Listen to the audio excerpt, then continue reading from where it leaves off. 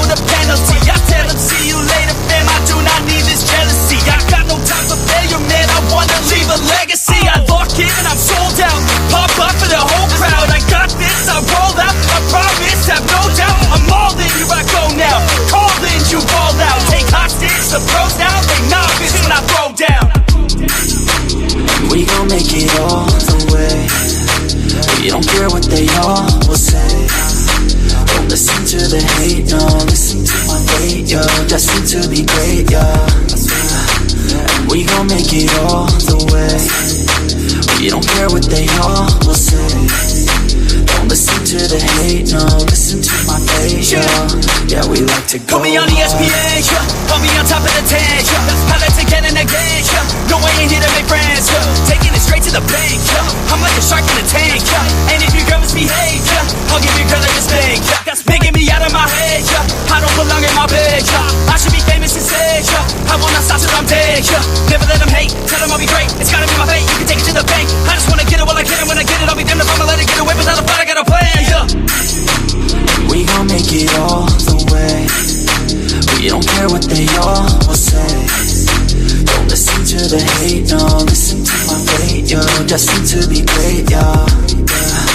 And we gon' make it all the way. We don't care what they all will say. Don't listen to the hate, no. Listen to my fate, yo. Yeah, we like to go hard.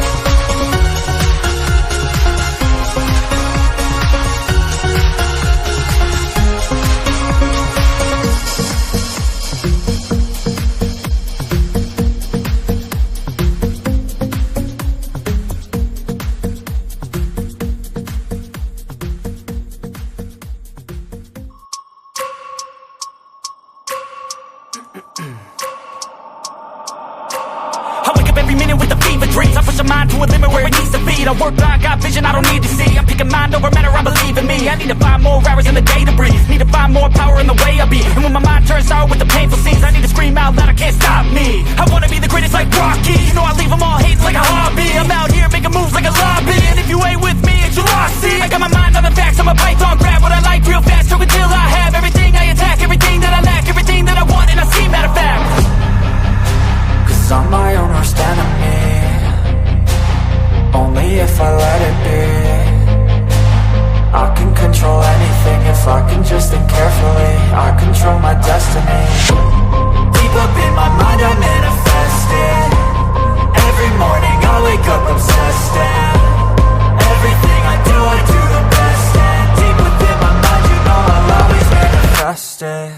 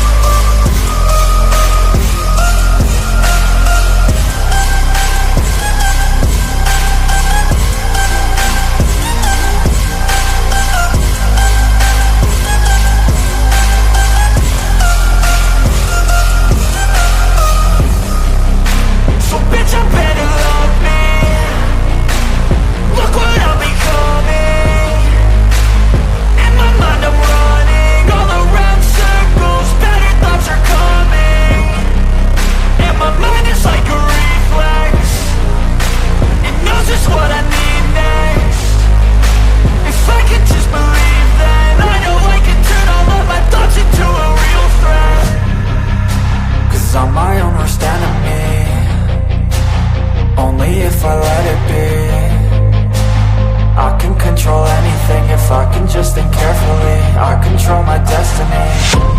Deep up in my mind I manifest it. Every morning I wake up obsessed, and everything I do the best. And deep within my mind, you know I'll always manifest it.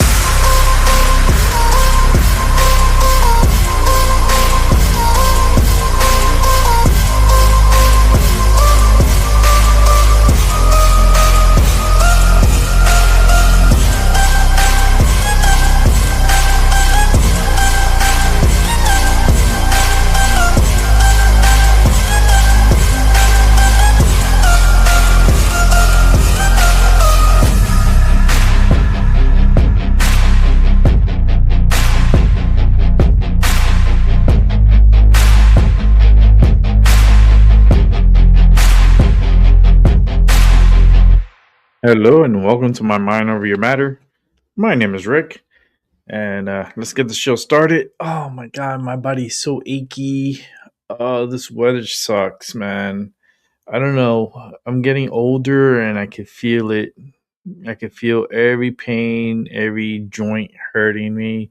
It's incredibly horrible feeling. I'm telling you right now, it just sucks. But other than that, welcome to an early edition of my Mind Over Your Matter.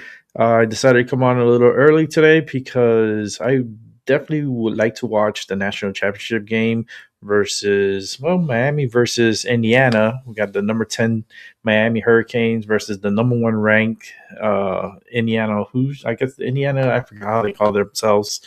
It's Indiana, University of Indiana. And I was born in Miami. I am a Hurricanes fan. So I will be rooting for Hurricanes, even though I know everything's all pretty much pre-planned and they already have a winner determined. But it's kind of like wrestling. You just watch it, enjoy it, and then keep moving on with your life.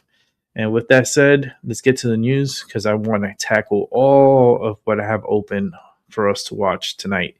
So let's go ahead and set this up. We're gonna go off with let's go with this one here. Let me just resize it real fast. And this is based on what's going on with our Earth. We are going to be getting hit with some auroras tonight. We have a really strong ejection of the sun. It had a little explosion, which is some solar flares heading towards Earth, and it's going to hit us pretty hard. It's hitting us at the moment. I definitely feel it in my head. I feel like more pressure in my head. I don't know if it's just me or anybody else who is sensitive to this type of stuff. Are you feeling it? Because I am really feeling it cerebral, big time in the head. And it's like a heavy feeling in my head. It's just like, oh, it's crazy. But let's go ahead and watch this. Well, speaking of geomagnetic storms, the northern lights reach the United States. And as they do so, boy, they grace us with just beautiful displays of color, kind of like what you're seeing like here over the weekend. People from Alaska to Alabama were treated with the view of the auroras.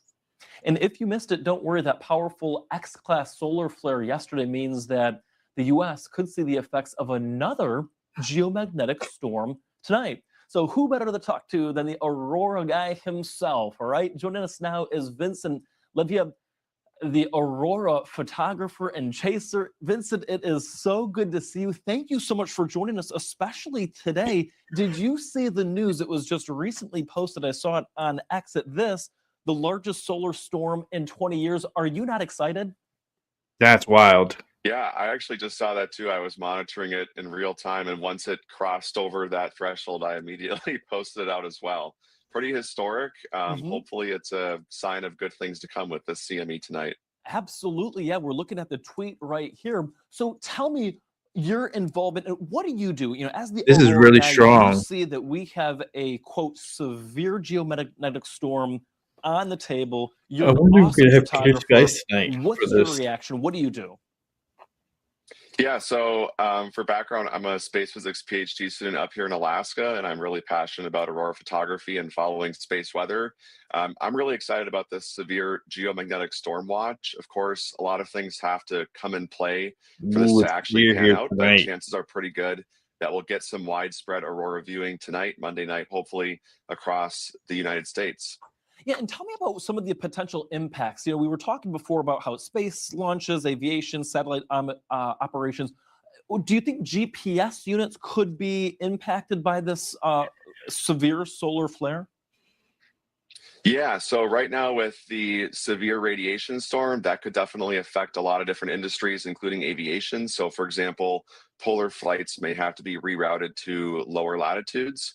If we do see that severe geomagnetic storm play out and we have, a lot of aurora, the aurora can actually cause GPS signals that travel through it to become kind of scrambled.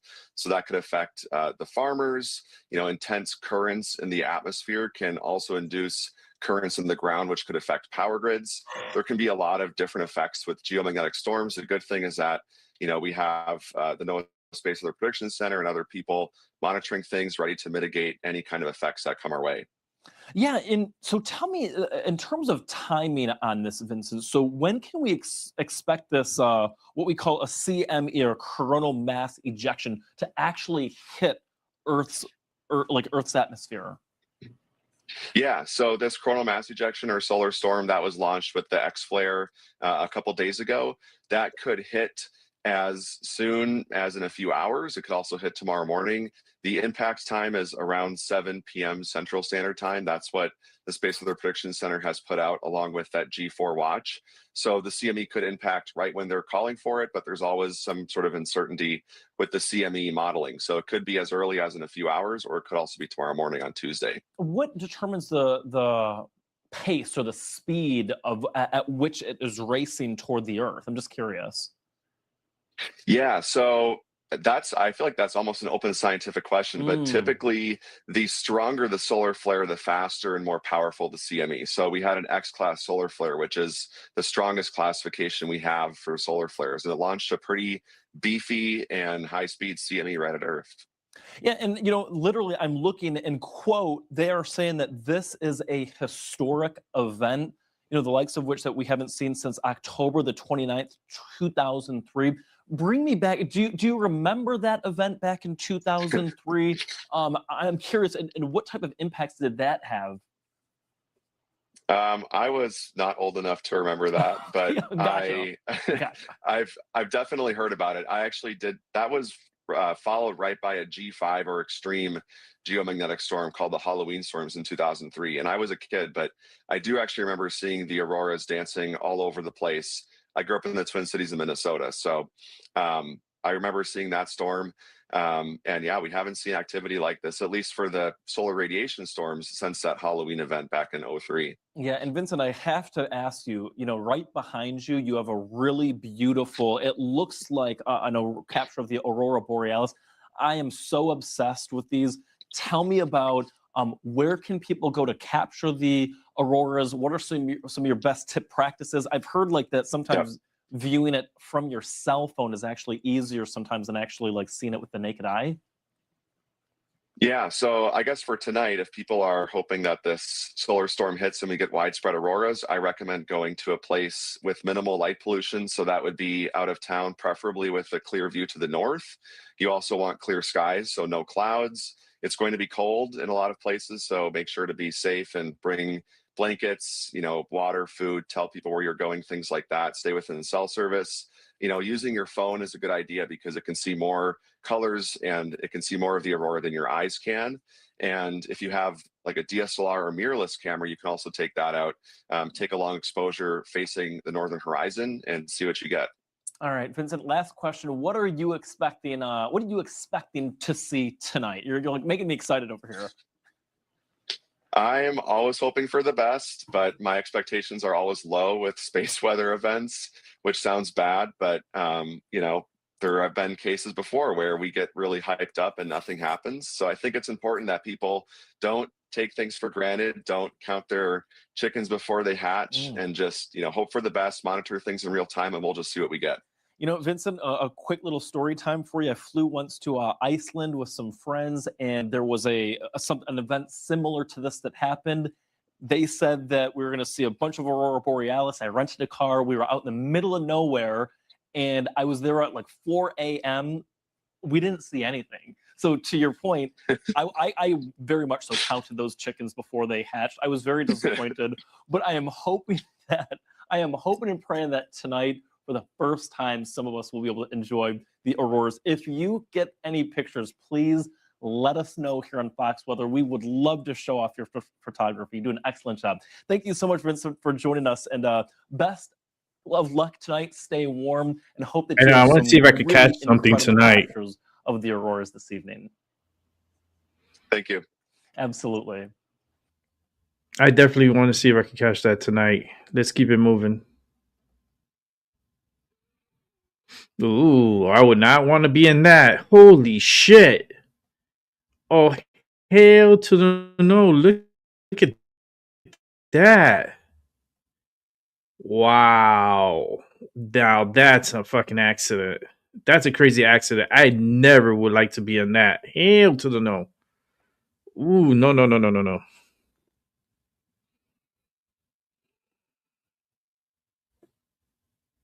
Mm-mm-mm.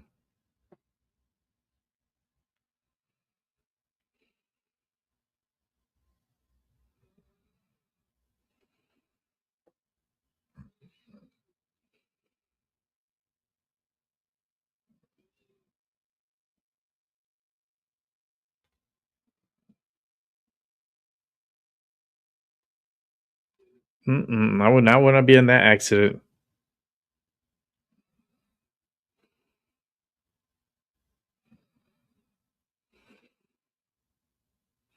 Wow, that is what you call a nightmare.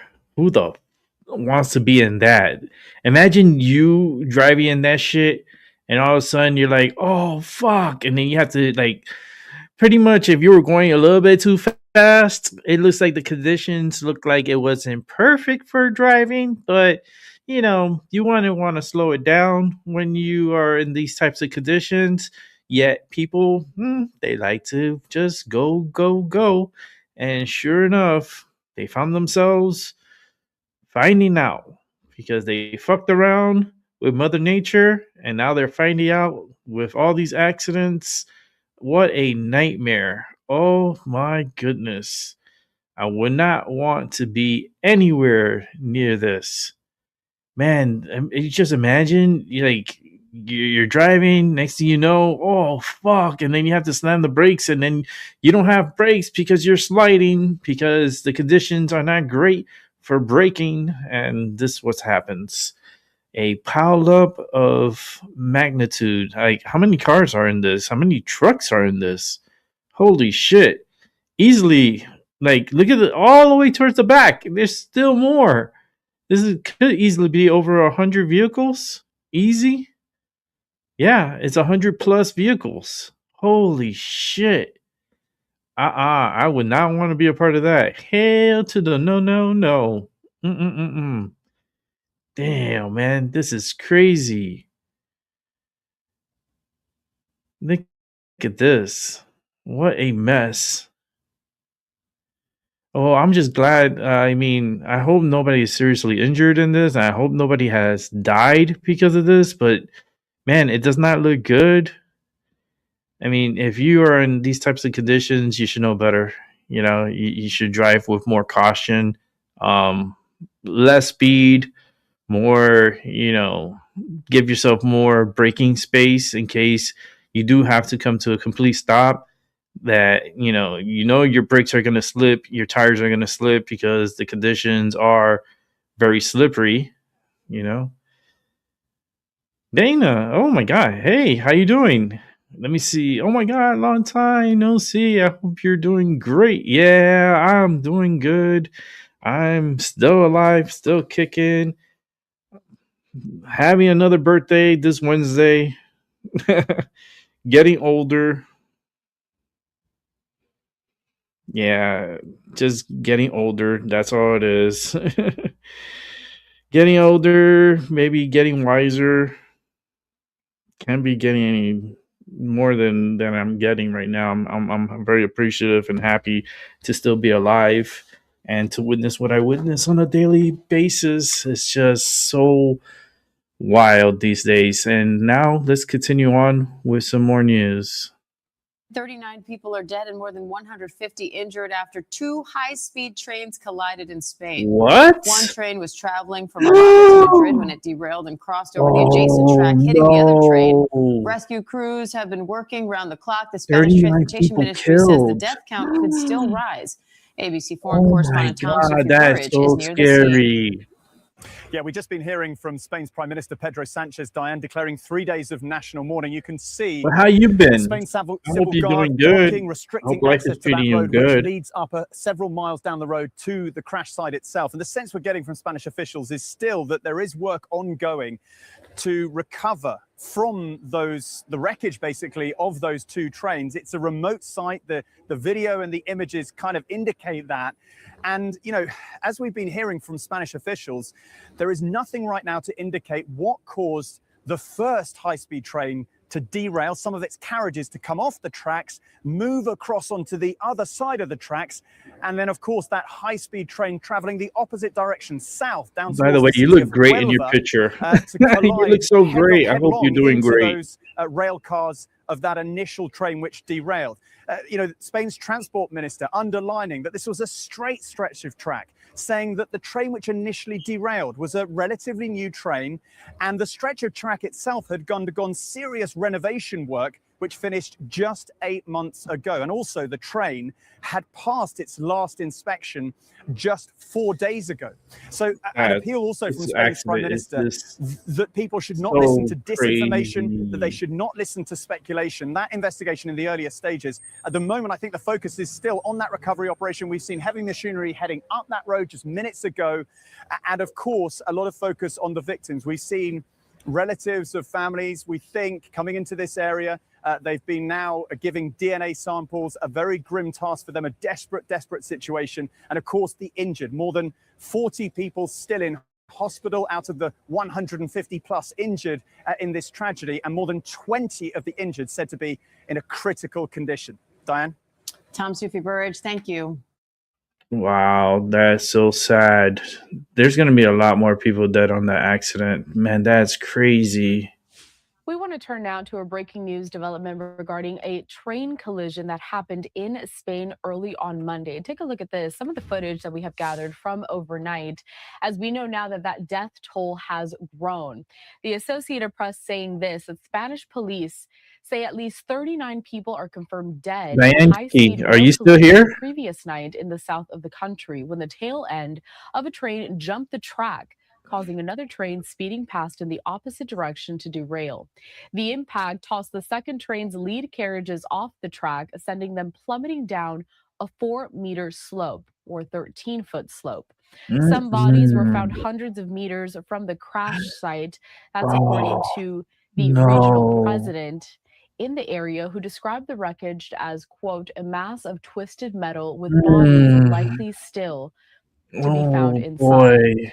Efforts to recover the bodies continued on this Monday, and the death toll man, they gotta find out how many passengers they had in that vehicle. Hundreds of distraught families, cross-check, and their family members have asked them to provide DNA samples to help in the identification of the victims. We have some more footage here just showing the aftermath of that wreckage. Man. And the crash occurred on Sunday at 7:45 See, p.m. I feel like this was a train sabotage. Carrying 280 For some reason, I feel like it's sabotage. From Malaga to the capital, Madrid, went off the rails at 7:45 p.m. Like, how does the train go off the rails like that? An incoming train traveling from Madrid to Huelva, another southern Spanish city, according to the rail operator. The head of the second train, which was carrying nearly 200 passengers, took the brunt of the impact. That collision knocked its first two carriages off the track, and it appeared the largest number of the deaths occurred in those carriages. Authorities said all of these survivors had been rescued in the early morning. And on Monday morning, emergency services were still searching for the remainder of those bodies. Oh, my God. Now, various Spaniards who had loved ones traveling on the trains posted messages on social media saying they were unaccounted for and pleading for any information in this situation. Video and photos showed twisted train cars lying on their sides under floodlights late on Sundays, and passengers reported climbing out of smashed windows, with some using emergency hammers to break the glass. Authorities said 159 people were injured, and as of Monday, that included 11 adults and 1 child who was still in critical condition. Some more information on this. Now, the collision took place near Ademuz, a town in the province of Córdoba, about 370 kilometers south of Madrid. A sports center in the area was turned into a makeshift hospital, and the Spanish Red Cross set up a help center offering assistance to emergency services and people seeking information. Members of the Civil Guard and Civil Defense worked on the site throughout the day. Spanish King Felipe expressed his condolences on Monday, adding that the royal house was looking into a visit to the area in the coming days. The Spanish flag was flown at half-mast in front of Parliament in Madrid for the victims on Monday. Spanish Prime Minister Pedro Sánchez will visit the site on Monday, according to his office, and he is expected to also hold a news conference. Those remarks are likely going to be all in Spanish. If there is translation, we'll bring them to you here at Live Now from Fox. But if there's not, of course, we'll continue to update on any developments following this story. Again, the latest information is that the death toll has grown. At least 39 people, are confirmed dead in this high-speed rail collision that happened the previous night, so Sunday night, in the south of the country, when the tail end of a train jumped the track, causing another train speeding past in the opposite direction to derail. That sucks, man. There's going to be a lot of people dead on that. Let's keep it moving. Vlad and Adriana, thank you so much. Have a good day. 2 major headlines today: standoffs on the home front and overseas as the Trump administration pushes to take over Greenland and deploy troops to Minnesota. 8 European allies were hit with Trump's tariffs for opposing American control of Greenland. And this comes as the Pentagon tells 1,500 soldiers to get ready for a possible call-up on U.S. soil. So where do Americans stand on all of this? Our latest CBS News polling is just straight ahead. But we begin with the battle for Greenland that's sparking anger across Europe. President Donald Trump says on February 1st, he'll impose they don't do shit for the United States. They take from the United States and they don't want to fucking help. Greenland. He plans to increase those the United States needs Greenland to help them with security, to help them. But now they want to be like, oh no, not Greenland. Well, guess what? If World War III breaks out, we're not going to help today Europe. If he thinks the U.S. will resort to military action to get what it wants. Because you're always looking for the United States help, but then when the United States needs help in getting like Greenland, you want to turn your backs. Calm discussion, but with the application of the principles and values that I've set out in terms of who. If we need Greenland, we need Greenland. There's a reason why we need Greenland. Making clear that the use of tariffs in this way is completely. It's for your fucking safety. It's for your security, dumbasses. It's not only the United States, but it's also for Europe. Beach near the Trump residence at Mar-a-Lago. Olivia, how is the administration defending these tariffs on European trading partners? Well, Mugo, these tariffs were a really big surprise for European allies over the weekend. President Trump announcing on Truth Social that a 10% tariff is going to go into effect on February 1st for those European countries that sent security forces into Greenland. That's after President Trump said that Greenland is susceptible to perhaps Russian or Chinese influence in even their militaries, as there's been a breakdown of ice around the Arctic that would make Greenland more vulnerable. The president is saying that Greenland is necessary for several reasons for the U.S., one being the Golden Dome. And that way we'd be closer to Europe, too. And we can help Europe in case Russia attacks them. And the modern-day weapon system, both offensive and defensive, the need to acquire Greenland is especially important. He goes on to say, and I believe the Golden Dome can help parts of Europe. Work at its maximum potential and efficiency because of the if we angles develop and the Golden Dome and we include Greenland within the Golden Dome. As to why the president says they need Greenland, but in this process, he's really ostracizing a lot of European allies who are quite upset about the prospect of new tariffs. The president fielded phone calls over the weekend from the NATO Secretary I think we should just jump out of NATO because NATO don't do shit for the United States, but take their money. Not to put on the tariffs to work. That's all NATO know how to do is take the United States money and take their weapons and then sell it on the black market. Still going to need to acquire the land. And the president sent a letter and text message to Norway's prime minister in which he tied Greenland to him not winning the Nobel Peace Prize. Can you walk us through that? Yeah, that gives any indication of how angry these European leaders are, the Prime Minister of Norway is releasing private text messages between him and President Trump regarding the acquisition of Greenland. In this text message, President Trump allegedly said, "Considering your country decided not to give me the Nobel Peace Prize for having stopped 8 wars, plus I no longer feel an obligation to think purely of peace, but can now think about what is good and prosperous for the United States of America," saying that Denmark cannot protect the land from Russia or China, and saying that the world is not secure unless the U.S. has complete and total control of Greenland.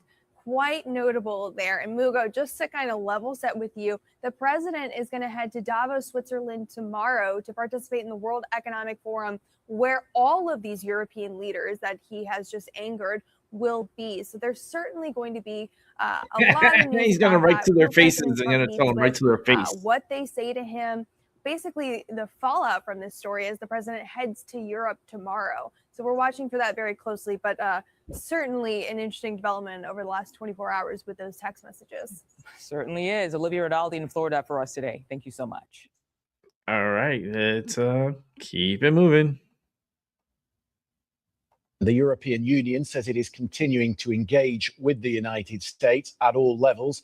The ambassadors of the 27 countries met in Brussels last night to discuss the prospect of retaliation. The broad consensus that's emerged today is to try and de-escalate. The leaders will be meeting in Brussels at a special summit on Thursday. President Trump has threatened to impose tariffs on 6 EU countries, as well as the UK and Norway, starting at 10% next month, unless they acquiesce to Greenland becoming part of the United States. This morning, the British Prime Minister said threatening tariffs on allies was the wrong thing to do, but at the same time, he ruled out any retaliatory tariffs. The trade war, he said, it's going to be the same like they did with Puerto Rico. At least Alaska became a state. How to handle President Trump. They're a state Keir of the United answer States. to that But, complicated question is I mean, being if we're going to tested add any more today states, like never before. Good morning. to The add world has become Greenland, markedly more turbulent in recent weeks. The UK and the US are close allies. I mean, would I move and to close Greenland? partners. That relationship Why matters not? profoundly. This wasn't Keir Starmer rebuking I Donald mean, it's Trump. a little harder. This was I him believe, trying to because justify why he's kept it's him always fucking close. cold and it's always Mature snowing. alliances But are not snow is better than about fucking pretending rain. differences don't exist. Especially like a dry snow They is better are than rain. about addressing them directly, respectfully, and with a focus on results. All this because Look of at an that. icy Look at island snow. a long way away, which, It's a lot of let's be snow. frank, most of us have barely thought about before. It's cold. President Trump says he needs more control of the Arctic, that it's vital for American and global security. And he's I clearer say, man, than ever. listen to He Trump. wants Greenland, part of Denmark, to be American instead. The right way to approach an issue of this seriousness is through Hey, calm you need their discussion security, between right? allies. You need the United States Any security. You want the United about the States future weapons. status of Greenland I think you should hand over belongs to the Greenland, people of and Greenland that way you're more and the Kingdom secured. of Denmark alone. Because I This swear, isn't just if World War III high-level breaks out, geopolitics. UK is fucked. President Trump's threat to Europe impose is fucked. tariffs on the UK over And the its United objections States to is his not going to plans step in and means be this like, "Oh, let matters me help to you." all of us. Alliances No. endure You don't help us, then because why they're the fuck built we on gotta help you? respect and partnership, not pressure. All it takes one That is why I to hit said the UK, use of tariffs against and they all be allies start crying. is "Help, completely wrong. help." Do you think Donald Trump is genuinely considering military action? Look, I don't actually. The Prime Minister predicted that the US would not actually invade Greenland and hinted at the true scale of the transatlantic partnership. The interaction on Why are intelligence they between being the US so? and the UK And is the UK doesn't closest own relationship of Greenland, any so two why countries in the UK is world. talking? And that keeps us safe. The only people in that should be ways I can't talking explain to you. is For a Prime Denmark. Minister who's invested so Not much UK. energy in his relationship with President Trump over the past year, it's None of quite these something for him countries even to say that the Or US shouldn't president even be is speaking wrong. about But there'll be Greenland. plenty in his party and in the country asking And you whether Keir think Starmer Denmark went is far going to be enough. able to Well, it's pretty clear that defend the Prime Minister's Greenland? tactics with Donald Trump lying tatters now, really, the attempts at appeasement of the US president will have get failed. And it's Greenland. time for some stronger action. We need Other it. political rivals are backing the Prime Minister on this. For once, I do broadly agree with Keir Starmer. In the case of Greenland, it's a sovereign country, and we have to respect sovereignty, particularly of our allies. To use Did the same shit to Puerto Rico, so I don't know what the fuck they're talking about. Considered to be your closest ally for over And 100 Puerto years. Rico, It's once not upon a divided time, in belonged respect, to it's wrong. Spain. What if the president doesn't back down? And guess who the What does United that States mean got for it our from? trade, for our alliances, Spain. for our security? And now Puerto It's Rico not is the clear that Commonwealth, Sakir has his answers backed yet. by the United Well, States. would any prime minister? And let me tell Henry you, Zeffman, it's a BBC beautiful News, place. Westminster. I might go this year. I can just show you some live pictures of thinking Lars about it. Rasmussen, the Danish foreign minister, who's I just would like to wrapping go up a press visit conference on family College and Green here in London. He's been meeting with Yvette Cooper, the foreign secretary, I love the in beach. the last hour. Lots of meetings going on. In Missed it fact, we've already. got Mike Johnson, who is Thinking in about London it. as well at the moment, the Speaker of the US House, who said today that the special relationship remains very special. You've almost got at the moment a good cop, bad cop routine going on, because Donald Trump has been giving an interview to NBC News in the last few minutes, in which he said Europe should focus on Russia, Ukraine, rather than Greenland. But when asked whether he would follow through on plans to hit European nations with tariffs absent a Greenland deal, he said, real quick, yes, I if will, World War III was to start 100%. and He was Russia also was asked to attack whether all there these would countries, be any plan for who a are they going to military run invasion to? of Greenland. No Who are comment, these cowards are he going to run said. to? We've also seen They're pictures going to run in the straight last to the hour. United Scott States. Bessent arriving in Davos, where Oh, Donald please Trump help will us, help us. be We need your speaking on weapons. They're attacking Wednesday. us. Please help The us. US Treasury Secretary says now you America want help. Now you alone, want to give us America Greenland first does not after mean we try to America prevent this alone. from So there is happening? an outreach in Well, some you're going to suffer circles for a while, within and some then we'll elements of the take whatever's administration left. to European partners, but obviously some very hardline rhetoric that is coming from Donald Trump. And we got a flavor of that in a series of texts that he sent to the Norwegian Prime Minister, Jonas Gahr Støre, linked to this threat to seize Greenland. In fact, he was complaining that he was not awarded the Nobel Peace Prize. It's an extraordinary message that he sent. I no longer feel, he said, an obligation to think purely of peace, although it will always be predominant, but can now think about what is good and proper for the United States of America. Denmark, he went on, cannot protect that land from Russia or China. And why do they have a right of ownership anyway? There are no written documents. It's only that a boat landed there hundreds of years ago, but we had boats landing there also. He finished, I've done more for NATO than any other person since its founding, and now NATO should do something for the United States. The world is not secure, he finished, unless we have complete and total control of Greenland. Well, the German Chancellor, Friedrich Merz, has warned the United States is now turning away from the rules-based international order. Chancellor Merz said the proposed tariffs would hurt both the United States and Europe. Today, the finance ministers of Germany and France said they would not allow the continent perfectly fine to be blackmailed. Germany and France are in agreement. We will not allow ourselves to be blackmailed. Europe will give a united, clear response. We are now preparing countermeasures with our European partners. We are preparing them in case President Trump maintains his tariff threats. So, what are you going to pay? Among friends, this is obviously unacceptable. We Europeans must remain united and coordinated in our response and be prepared to make full use of the European Union's instruments, the trade agreement, tariffs, and the anti-coercion instruments. If these tariff threats are confirmed, we will examine them. Okay, listen. They need our business more than we need theirs. Okay? And the United States needs Greenland to set up for their military. And not only for the military, but like certain weapons that we can't just put over in Greenland if it doesn't belong to the United States. You know what I mean? And we're talking about big boy weapons, atomic weapons, ballistic missiles, intercontinental ballistic missiles. Like there's so much. And not only that, but to protect like the Arctic Circle.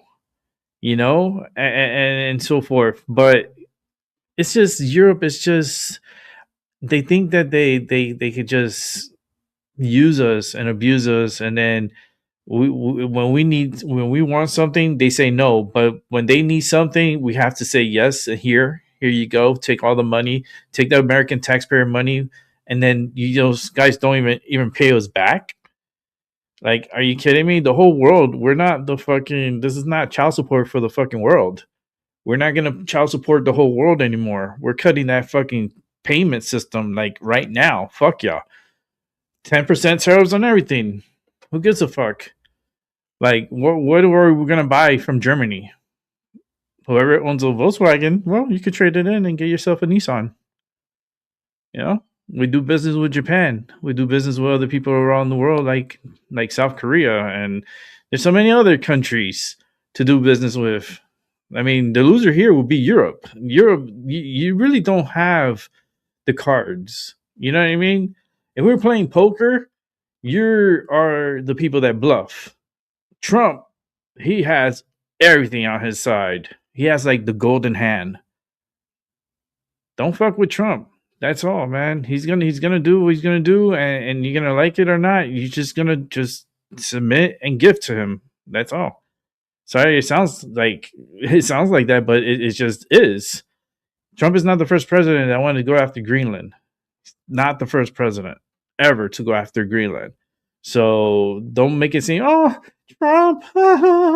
No, there were plenty of other presidents from back in the days that wanted Greenland as part of the United States. So, like, what's the problem now? Should we start World War III and then sit back and watch and then just see Europe get destroyed?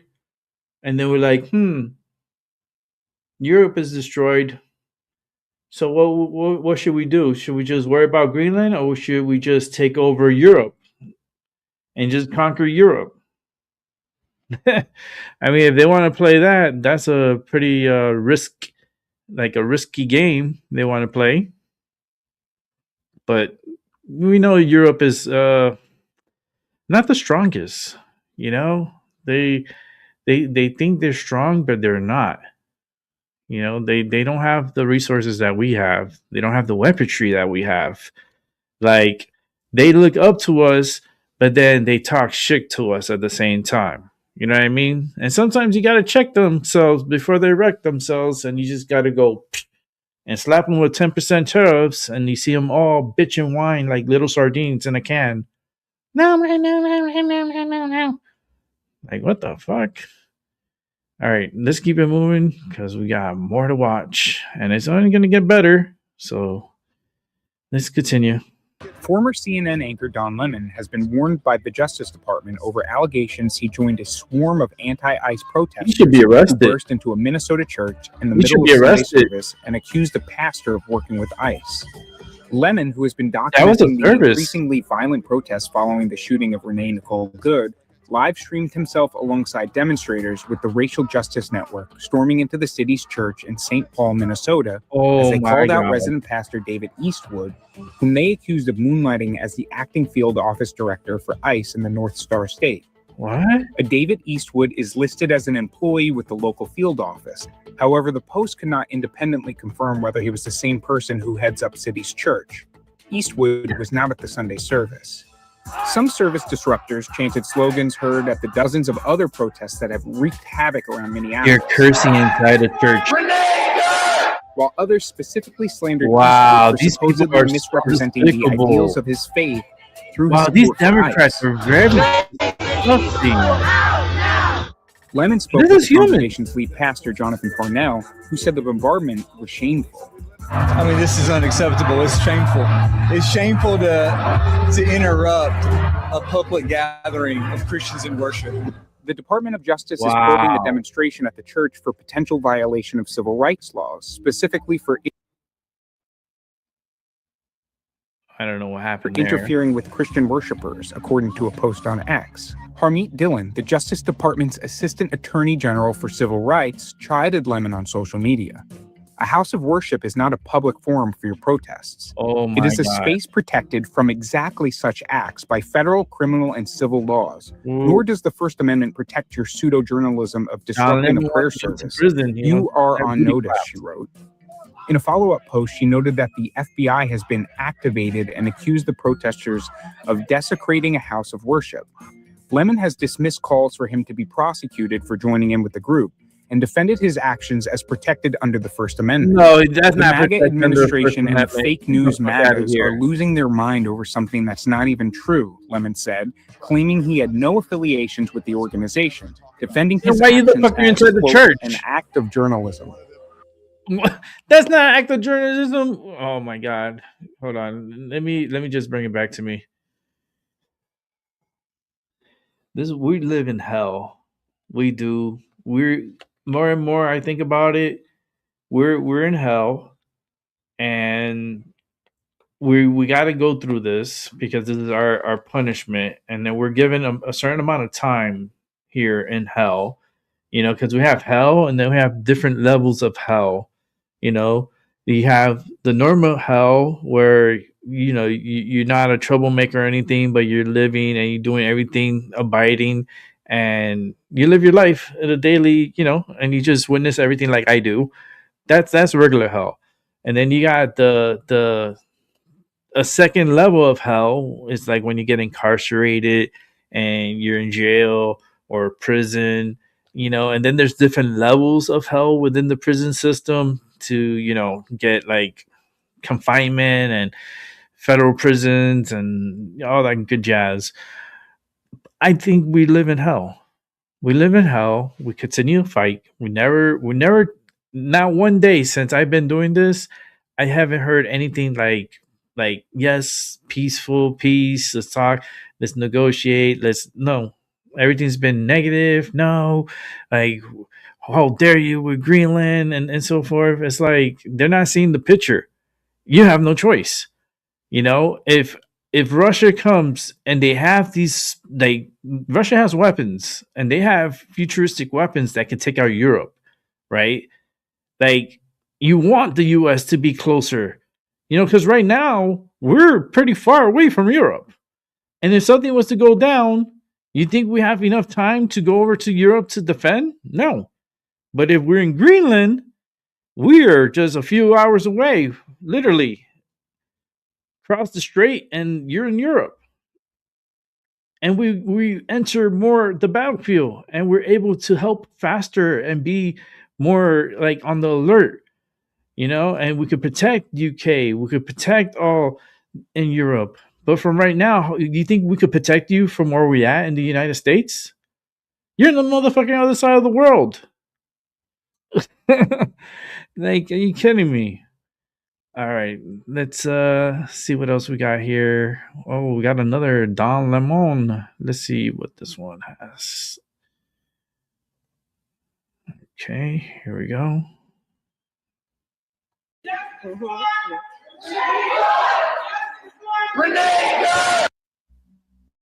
You hear this shit? They're protesting inside a church.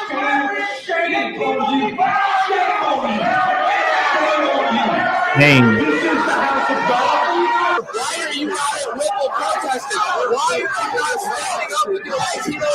What the hell are they doing? These people are playing the shame game. Look at them. What is going on here?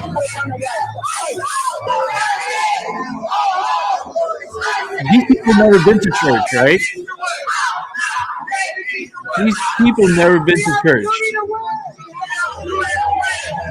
Wow. All these people should be fucking charged and arrested for disturbing the procession of a fucking church. Renee Good. Sorry for cursing. Renee Good. But holy Renee Good. shit. Renee Good. Stupid. Renee Good. How is this normal? Don't shoot. Why are they in the church saying this? Don't shoot. Don't shoot. The church ain't gonna shoot you. Don't shoot. Don't shoot. Wow. This is sad, man. Ice out. Ice out. Ice out. Ice out. Yeah, I hope these people get so much trouble. Oh man. Jesus, are you watching this? Do you have a special place for them when they die? Ice out. Ice out. Ice out. Ice out. Ice out. Ice out. Ice out. Ice out. Ice out. Ice out. That's stupid, man. Ice out. That is horrible, man. Oh, they are all going to a special place when Jesus gets this message. which I know he's witnessing everything because he's not here. Like, we're hoping he comes, right? We want him to come back. Right now, we're living in hell. We need him to take us out of hell. You know, every day we're all sinning. Every day. You think people are afraid of Jesus? You think people are afraid of God? Like, no, because they continue doing the same shit every single day. Every day. They have no fear. They don't care. They want their own way or the highway. Well, guess what, bitch? Take the highway and keep walking. You know, there's just some people in society. This is the reason why we had mental institutions that actually truly needs to be reinstated and reopened, because we got a lot of like cuckoos for Cocoa Puffs out there raiding a church. Raiding a church. Are you kidding me? How low, like, how low are you gonna go? That's very low. That's very despicable. I lost faith in humanity, man. Whatever is gonna happen to us, we deserve it. All right, let's keep it moving. Right now, 1,500 troops getting ready to deploy to Minnesota as Minneapolis Mayor Jacob Frey cries foul, asking me recently if it's all about blue state bias. Watch. I would just ask you, why is the largest scale immigration enforcement action taking place where we don't even have that many undocumented immigrants? Why would it not take place in Texas or Florida or Utah, where you do actually have those large numbers of undocumented immigrants? The truth is, it's not about murder or crime. It's not. You mentioned Texas and Florida. You just had a surge in Louisiana, and you didn't see any of the commotion that you are seeing now in your city because all of those states fully cooperate with ICE detainers. And the proof is in the numbers. Since April, Florida has arrested more than 10,000 illegals compared to Minnesota, where nearly 500 have been released since President Trump took office. Florida GOP Congressman and gubernatorial candidate Byron Donalds joins us now. Congressman, thank you for taking time.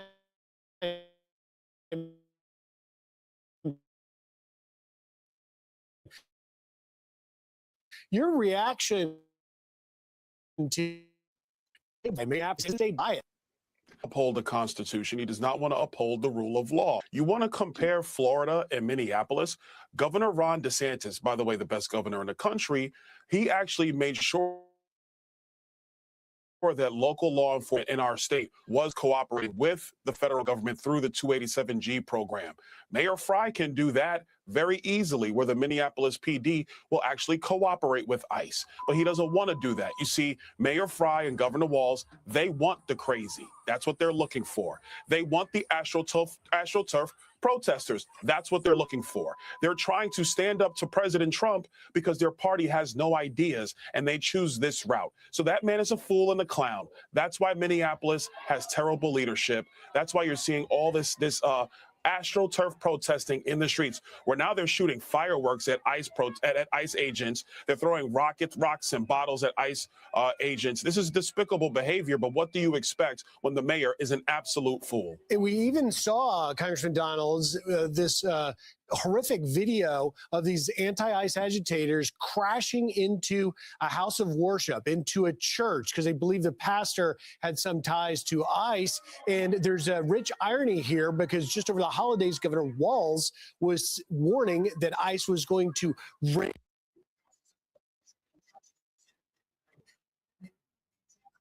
has happened. He has, along with the mayor, incentivized these agitators to carry out things like you're watching on our screen now. This is what I mean. These agitators, who, by the way, they are paid, folks. America, they are paid to do this kind of mess. These are the people who will say they have a First Amendment right to speak, but they just trampled on the First Amendment right of that church to be able to worship. That's what they're doing right now. And this is completely unacceptable. But let's be very clear. President Trump and his administration, they're not going to bend the knee to the mob. because that's what the mayor of Minneapolis wants. That's what Tim Walz and Gavin Newsom, these other crazy governors, that's what they want. The Democrats have no solutions about protecting the United States, protecting their people, or having orderly legal immigration into the United States. They want chaos. They want anarchy. They want this, what you're seeing right now on your screens. It's awful. Not going to be tolerated in Florida, Texas, or anywhere else that common sense reigns in the United States. And no signs it's slowing down in Minneapolis there. I got to shift gears, though. I'm jealous of you, Congressman, because you've got a ticket to the big game tonight in Miami, taking on Indiana in the national championship. I've, full disclosure, all in on Miami. I know President Trump will attend there, along with Secretary of State Marco Rubio. What are your thoughts on the game? Big game tonight, rooting for the Canes. Florida, it's time to bring this thing home. The last national championship was by my alma mater, the Florida State Seminoles, back in 2013. It's been a little bit, but, you know, we're going to go ahead and take care of business tonight. Excited for the Canes. They've had a really, really good season. They even beat my nose. I'm still a little upset about that, but that's all right. We stand for Florida. Florida's going to take this thing home in Miami tonight. That's right. Go Canes. And one last thing. Today is obviously Martin Luther King Jr. Day. Your reflections on the life and legacy of the great civil rights leader. Well, I think it's important, and especially in spite of what we're seeing in Minneapolis today. That's right. It is Dr. Martin Luther King's King legacy Day. has always been about peaceful protesting, making sure that the character of your protest, the heart of your protest, is what the nation saw. But the way he protested was different compared to what's going on I think it's today. important, especially on this day, in light of what's happening in Minneapolis, that these protesters try to embody Dr. King. If you disagree, speak very clearly with your disagreement, but don't go after officers. Don't intimidate them. Don't try to dox them and their families. That does not live up to the legacy of Dr. King, not one bit. It does not, and it even breaks federal law by assaulting and obstructing that federal immigration law enforcement. Congressman Byron Donalds, thank you very much, and good luck tonight. Go Canes. Thank you. Yeah, definitely would like to see that game tonight. That's why I started early. Hopefully, Canes could do something. Let's keep it moving. What the fuck is this? What is this? Are you kidding me? This make this big. What the fuck is this? A dancing fox? It's a fox. What is happening here? Oh shit. Oh, here comes Ice. Yeah, there you go, you fucking dancing bullshitter. Ah, it's over. Damn. They arrested the fox. These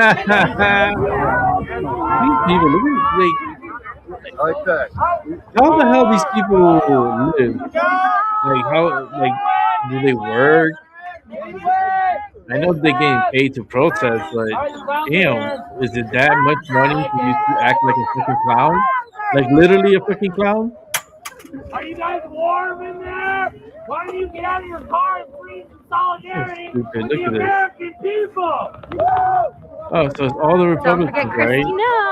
It's all the Republicans, but no Democrats, right?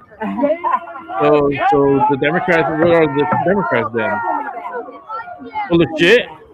Just throw shit all over it? What's on here? Oh yeah, fucking Pete Heggs ass people got my picture. Yeah, they've all been infiltrating the crowd, you guys. Oh, in the social media, yeah. Wow. They know who you back there. Only in America, right? People are very very dumb. And you notice it's just the Democrats that are out there. There's no Republicans out there. Point me out a Republican that's against Trump out there. There's none. That's the thing, you know. Trump knows he has his people, like the people has his back. The people put him for his last time up as president. Like, hello. If Biden was so successful and so great and such an awesome president, What do you think his dumb shit Kamala Harris would have been president right now? Right. Now you guys want to have these dossiers going around and having these billionaires from other countries that are paying for these distractions and all these, manipulations of the American people, because the dollar, they do anything for the dollar. They'll do anything. I'm telling you, for the almighty dollar, they will sell their souls. And that's what they have done. And the sin keeps on sinning. And they even proved it by going to a church. And even the pastor was like, he was condemning them. He was like, it felt like he was doing an exorcism. He needed to do an exorcism to all of those people. He was like, shame on you, shame on you, shame, shame. And they're like going there, say her name. Say her name. It would have had more oomph if she was black, or if she would have been maybe a Somali. She would have had more oomph to these protests, but she was white. What, Black Lives Matter is gonna now go against their alma mater and be like, white lives matter too? White lives matter too. It's not just blacks, it's not just whites, it's all lives matter. And the matter of fact, a lot of lives that crossed over illegally through that border needs to take their asses back. And if they don't, ICE is coming for you. They're gonna come.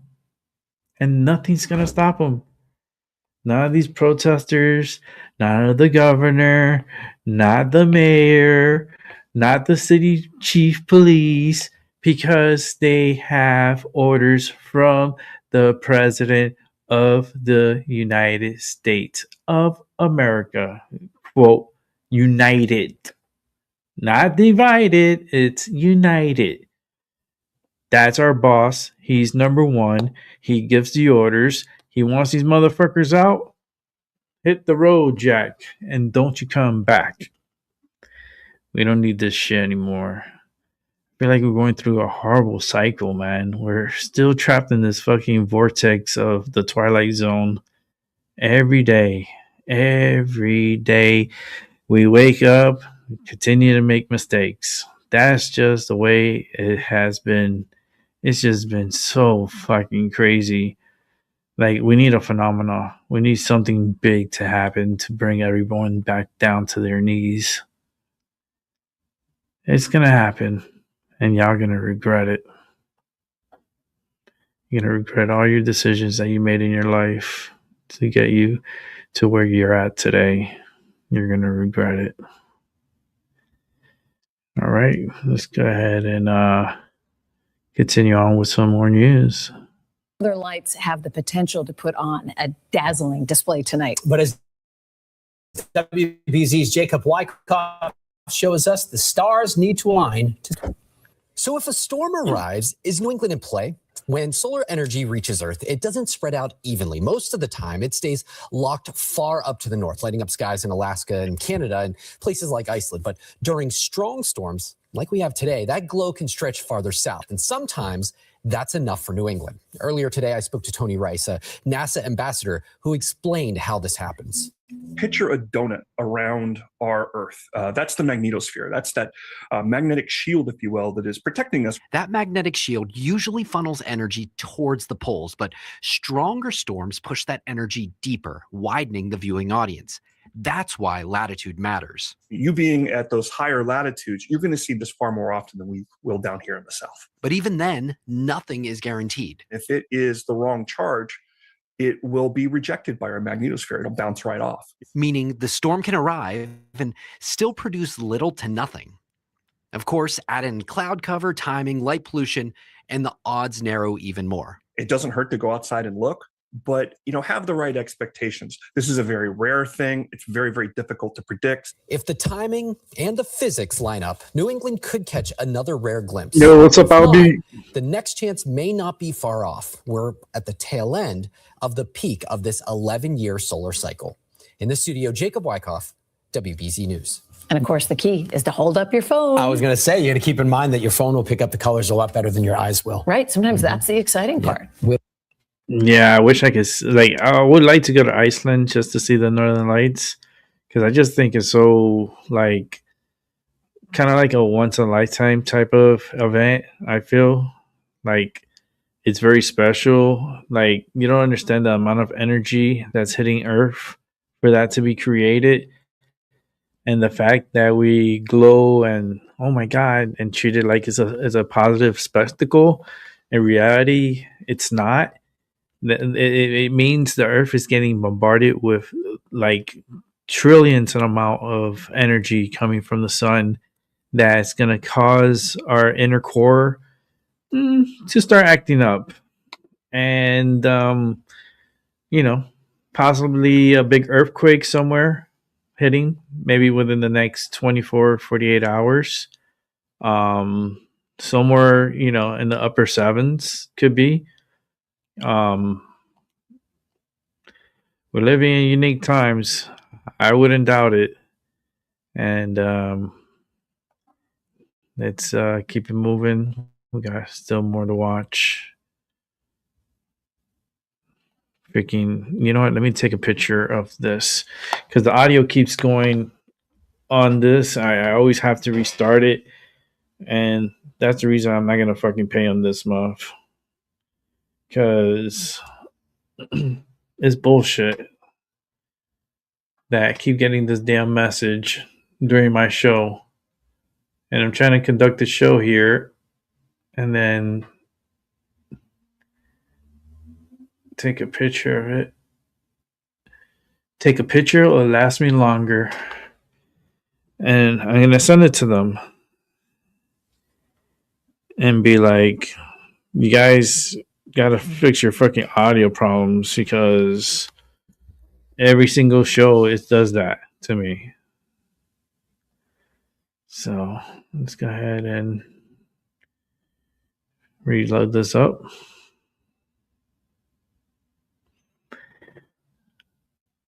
All right, and let's watch. Iran's supreme leader acknowledges thousands of people have been killed in the recent protests. Joining us now with the latest is foreign policy expert Ron B. Ron, good morning. Good morning. Thanks for being here. Just yesterday, hackers took over Iranian state television and they played a message that was recorded from the exiled Crown Prince Reza Pahlavi, telling protesters, reiterating what President Trump said, that help is on the way, and urging the army to do the right thing and be with the people. Their responsibility is to be with the people, not to defend the Islamic regime. How do you think the current regime is handling all this? Not very well, because it's on the verge of collapse economically, politically, and when you get a message like that across the airways, hopefully the military also listens. An aircraft carrier, U.S. aircraft carrier, we talked about this just a few days ago when we had you on. Yes, USS Abraham Lincoln, who's based here in San Diego, but it's an entire strike group. We already have a lot of military personnel and bases in the Middle East, but the sending of the Lincoln, I think, is important on a day where we're, interestingly enough, honoring MLK Jr., where he gave that great speech at the steps of the Lincoln Memorial, I Have a Dream. Well, now you have an aircraft carrier named after Lincoln headed towards the Middle East to hopefully fulfill a dream of the Iranian people, and that is to get the Iranian mob off its back. What does it mean for this aircraft carrier to be headed in that direction? Well, it's a statement of power projection, but it's also the possibility of an attack against those oppressors who have been killing the protesters in the streets. And I think that's why it's really headed there, not just to make a statement, but also to assist those on the ground. You just mentioning the Ayatollah and the leader of that regime. Over the weekend, President Trump and the Ayatollah exchanging words. President Trump said that it was time for Iran to have a new leadership, calling the Ayatollah a sick man. He responds and says that President Trump is a criminal. Well, the war of words has begun, but this has happened before. But the real tragedy is in the streets, where the people who want a better life have been slaughtered. And I think President Trump, when he says that he's going to help, meant it. It doesn't mean immediate help in this case, because the carrier group still has a few days to get there. But also, you have to protect the 25 bases and our allies in the region that could be attacked as a result. You know, the internet's been shut down for quite some time now. There's some talk that they want to continue to do this and Through March, yeah. Through possibly March. I mean, there's no way of really knowing what happened within that country over the past few weeks. Well, there's some bootleg Starlink terminals that have been smuggled in. That's where some of the information is getting out, but it's still hard to get information. It's a large country, as you know, 90 million people, 3 times the size of Iraq. So it's a very difficult thing to get information out if the government doesn't want you to have it. When this first started, the information was coming out, was a few thousand people killed, and it went up and it went up. And this morning, you know, pretty accurate reporting is that over 16,000 people have been killed. 330,000 people have been injured. Over 1,000 people have lost an eye. And this is just 20,000 arrested. And this is just the numbers that we've been we know of. And their estimates. This is all guesstimates, but what this tells you is this is the biggest crisis that the Islamic Republic has faced since 1979 when it came into power, and it's high time that it did. Yeah, but the Ayatollah blaming President Trump for these deaths. Well, you know, when somebody points a finger, there's always 3 fingers pointing back at you. So I think the Ayatollah, if he were honest, would have to take a look at what went wrong in his own country. Let's go through the next few days. It's very hard to predict. Many people waiting to see what the next move would be from the United States, from Iran, from surrounding countries.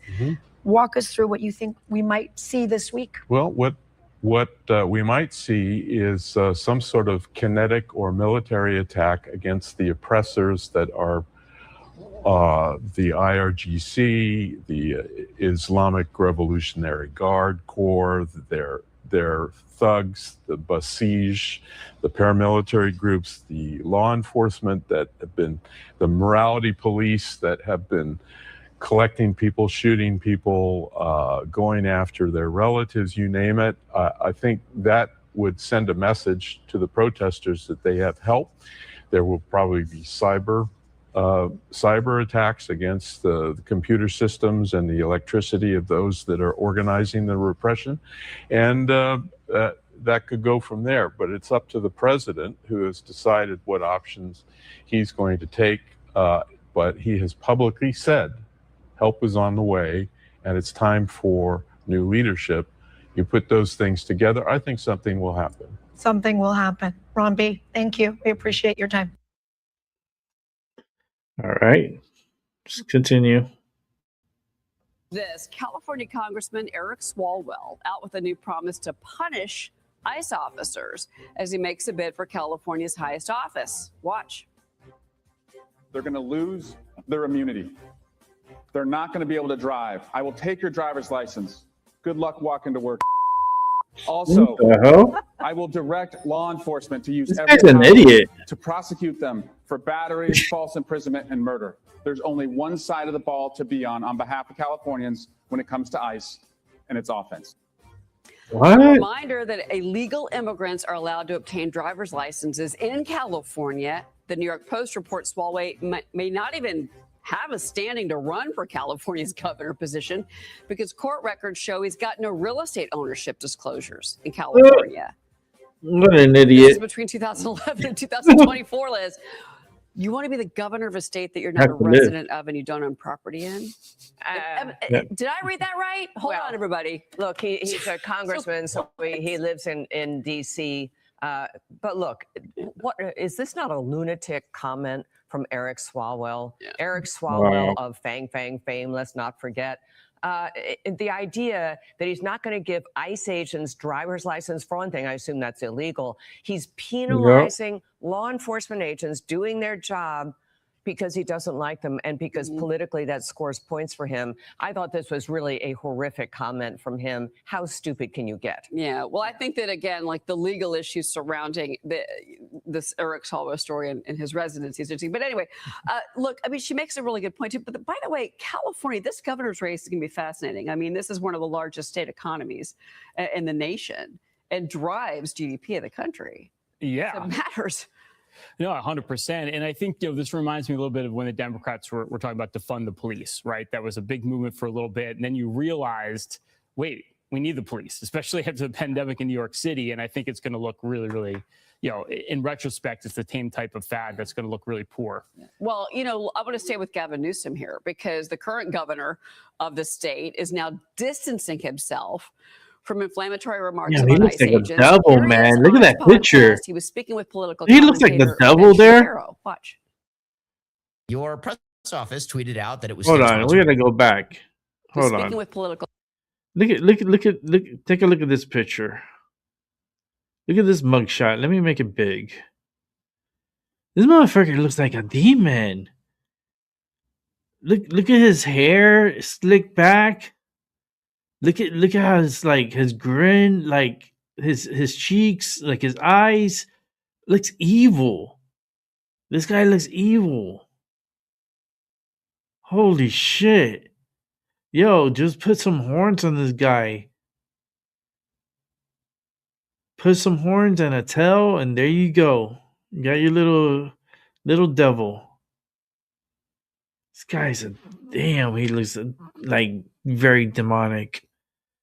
That's crazy. Look at the eyes. Look at the mouth. Look at the nose, the hair, like everything. His shoulders, his posture. Like this guy is evil. This guy, you can't even trust anything this guy says. He's full of shit. And yet he wants to be president? What the fuck makes him qualified to be president? And don't tell me being the fucking governor of California, because California is a piece of shit. Oh my God. That's crazy. Damn. There's so many. I'm telling you, we're living in hell, man. We live in hell. And we have like Trump, who's like this angel that's like been gift upon us, and yet they want to take him out. They don't want nothing good happening to the United States. They want everything their way, the opposite way. Like, are you kidding me? We already did that with Biden for 4 years. We're not going back to that shit. Commentator Ben Shapiro. Watch. Your press office tweeted out that it was state-sponsored terrorism, which, I mean, Governor, I do have to ask you about that. Yeah. That sort of thing makes our politics worse. Yeah. And it does. Yeah. I mean, our ICE officers obviously are not terrorists. Yeah. A tragic situation is not state-sponsored terrorism. Yeah, I think that's fair. So Shapiro claims that Newsom's shift was political rather than policy, arguing he's moderating his image as he eyes 2028 running for president. Newsom has not officially announced the running list. Yeah, I think, isn't it salamanders who sort of take on the coloration of wherever they are? Whoever he's talking to, that's what basically he assumes their point of view. Remember when he came out against transgenders competing in women's sports because he was on a sort of conservative news site? Gavin Newsom will do whatever it takes, will say whatever it takes to have a chance to run for president. And that's all he cares about. He has no moral certitude whatsoever. Oh, the producer's saying he's a chameleon. Newsom's a chameleon. Sorry, salamander, I guess that's whatever. We'll find a biologist. I believe this. It's not a reptile. I believe so, but somebody in the control room obviously is. All right. He's fucking evil person. That guy, he's very, tell you, he's so close to the devil, he looks like the devil. Let's keep it moving. And gruesome scene on Staten Island where investigators say a man was mauled to death by a pit bull. Yeah, the What? victim had bites all over their body. Oh my God. And Eyewitness News reporter Jaisha Patel joined us live outside the home in New Dorp. And Jaisha, you've been talking to neighbors this morning. Yeah, Pedro, Shirley, and Brittany, good morning. I've been talking to neighbors who live in this area, and we're hearing a lot of mixed reaction and stories. One man that I spoke to said multiple people lived inside of this home. He told me that a woman actually owns this dog. He says the dog is very nice, very playful, but also very reactive to loud abused. So a lot of questions still up in the air. This investigation still ongoing, but what we do know is that the victim No, don't is a fuck with me with 59-year-old Cujo. man, and he was found I dead seen the movie. inside of the home right behind me yesterday. Hell no. Police say that the victim had wounds all over his body consistent with dog bites. We do know that the dog is a pit bull, and this all happened around 4 yesterday afternoon on Dorp Lane. It does not appear like the victim lived at the home, but a woman who lives nearby and wants to remain anonymous tells us she's seen this dog around the neighborhood.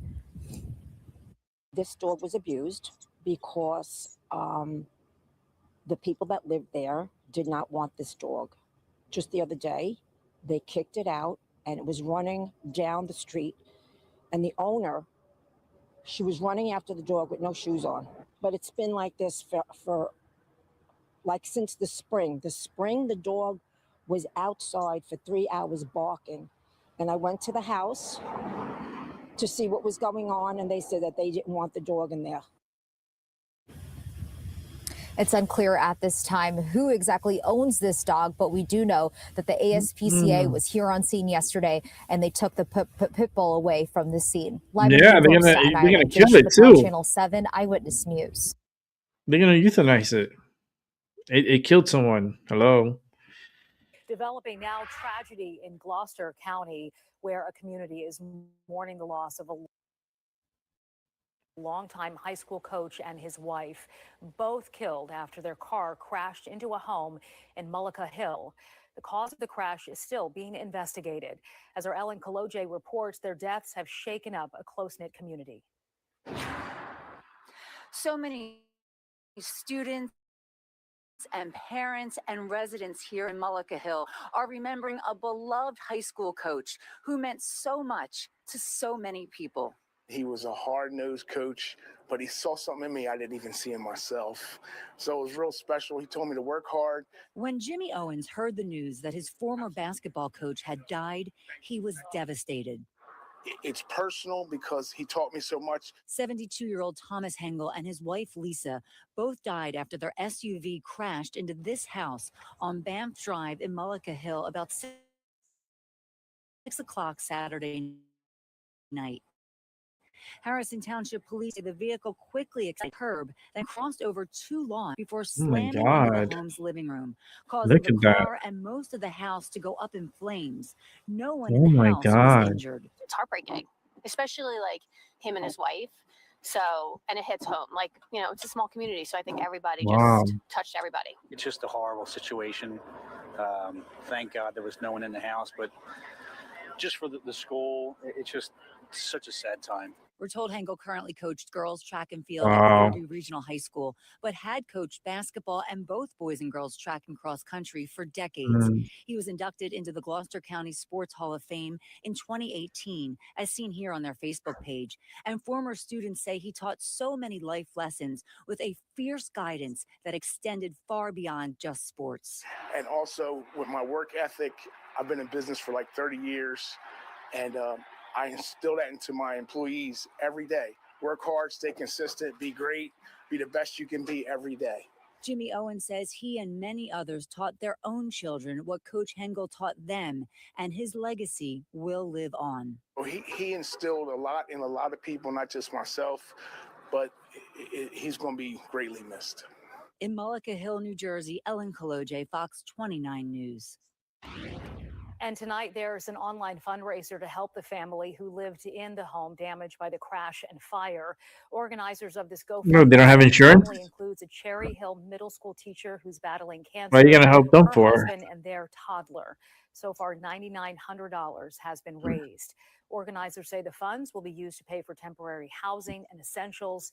We posted a link. Yeah, well, didn't the state step in and help you with that? Wouldn't the insurance step in and help with that? That to me makes zero sense. You know, I understand all this GoFundMe and all this and that, but I'm pretty sure that home has home insurance, and I'm sure that insurance can cover a lot of the like hotels or whatever they need, until you get this place repaired and livable again. I don't think that's going to be something that's going to take too long, because this is not something that happens like all the time. So I'm pretty sure the insurance can process this pretty quickly. Um, I don't know why they have to raise the money. I guess, I mean, it's a nice thing, but is it really necessary? They weren't even home. They're probably on vacation, and now you're raising their money to pay for the vacation that they were at or something. Like, I don't get it.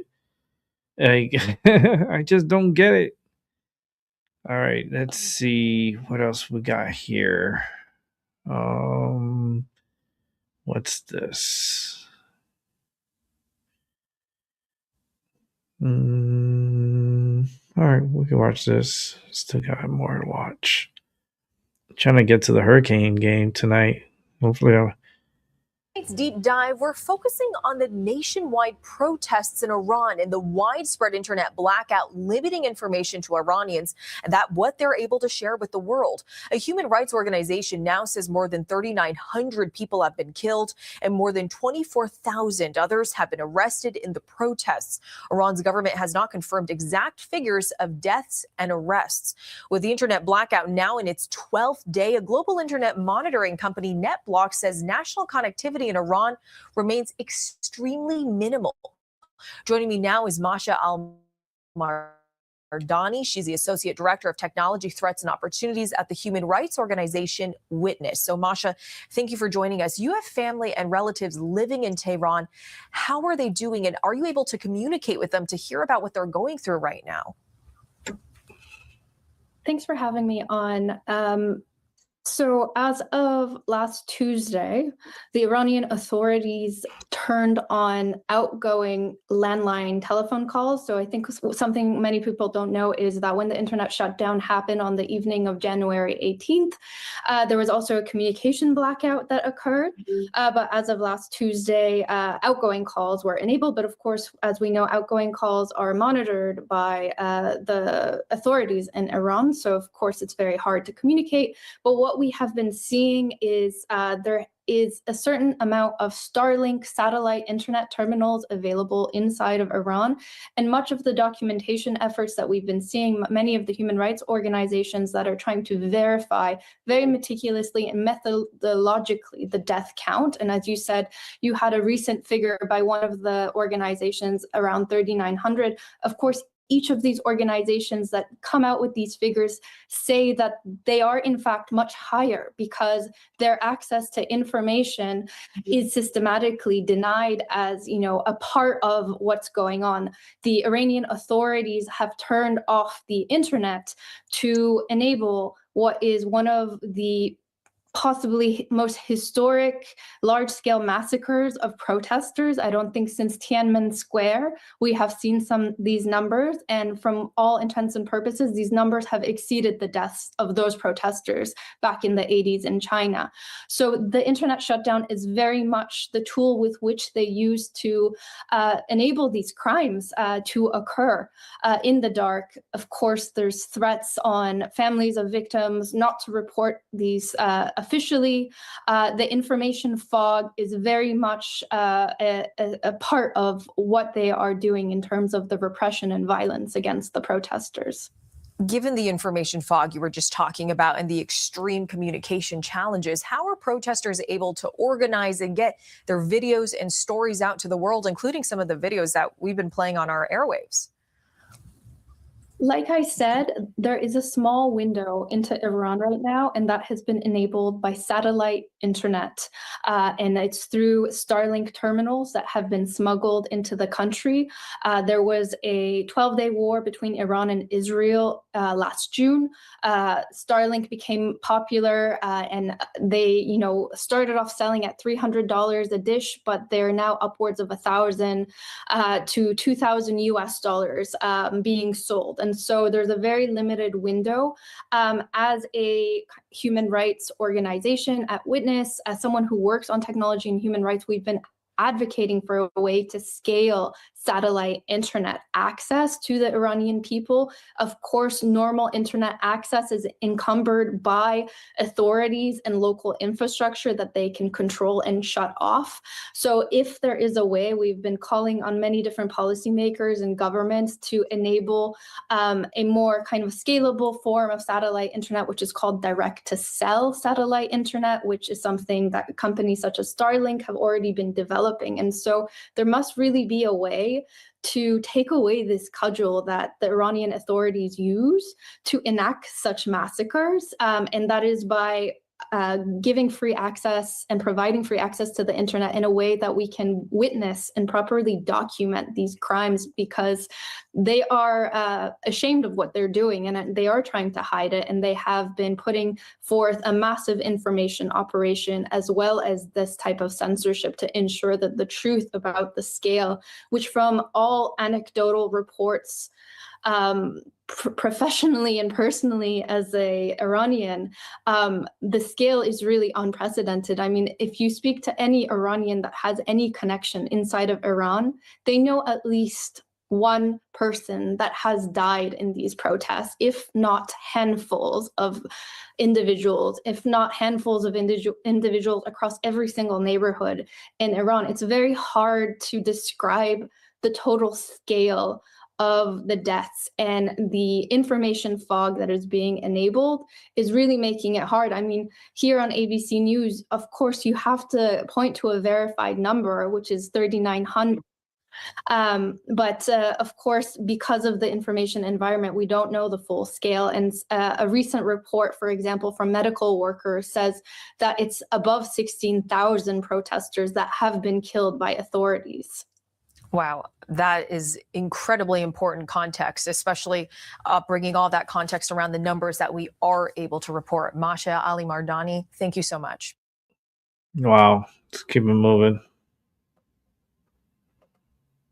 Wow, there were 100 cars involved in this massive. Oh yeah, we saw this earlier. In Michigan, happened on I-96 near Grand Rapids this That's morning. crazy. Weather reports that it took place in the middle of this heavy lake effect snowstorm. Very high winds at the time as well that sent these cars and trucks into each other in a very, very difficult morning commute today. Thankfully, if there's good news in this, and indeed there is, it was that no one was killed. No one lost their lives in these accidents. There were some minor injuries, and we hope they're all doing well. Yeah, I saw that. We saw that first thing. So let's go back to Iran here for a moment. Now the leadership has admitted that thousands of people were killed in the bloody crackdown on protesters in the streets of Iran. Some estimates by human rights organizations, some of the activists say that they believe the number is north of 12,000. The Ayatollah blaming the United States and calling President Trump a criminal. Chief Foreign Correspondent Trey Yinks reporting live from Tel Aviv. Hi, Trey. Martha, good afternoon. The Middle East remains on edge amid an escalating war of words between the U.S. and Iran. Over the weekend, Iran's supreme leader made remarks in Tehran where he attacked the president and the United States. The audience was chanting "Death to America" and "Death to Israel." The remarks, which were broadcast on state-controlled media, followed a slew of X posts where he falsely claimed the U.S. orchestrated the mass killing and chaos in Iran. In this revolt, the U.S. president himself intervened directly. He made remarks in person, made statements, and issued threats. He encouraged seditious people to go ahead. He sent messages from the United States to those individuals, whom I will explain later who they were, telling them to move forward and not be afraid. And on Sunday, Iran's president, Masoud Pezeshkian, warned any aggression against the supreme leader would be considered an all-out war. President Trump responded to those remarks, saying in an interview with Politico that it's time to look for new leadership in Iran. In preparation for possible U.S. action against Iran, Israel is keeping its military on high alert. Israeli Prime Minister Benjamin Netanyahu addressed the country's parliament on Monday, saying this. If Iran makes a mistake and attacks us, we will act with a force that Iran has not yet experienced. No one can predict what the future holds for Iran, but one thing is clear. Whatever happens, Iran will not return to what it was.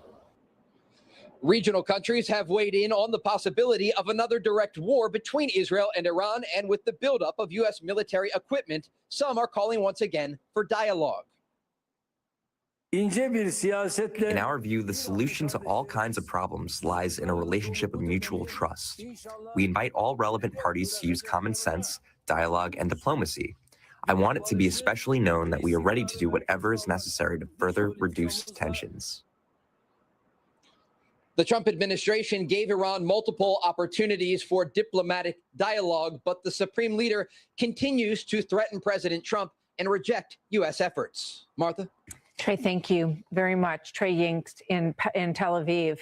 So Democrats are very fired up about President Trump's suggestion that it might take some boots on the ground to calm the very volatile situation that we have seen playing out on the streets of Minneapolis. But these same politicians do not say anything about the hardened criminals who are now no longer living in their neighborhoods. This effort in place to make their state ultimately safer when the operation is done. That vehicle right there is honking and impeding our investigations while we're trying to arrest a child sex offender.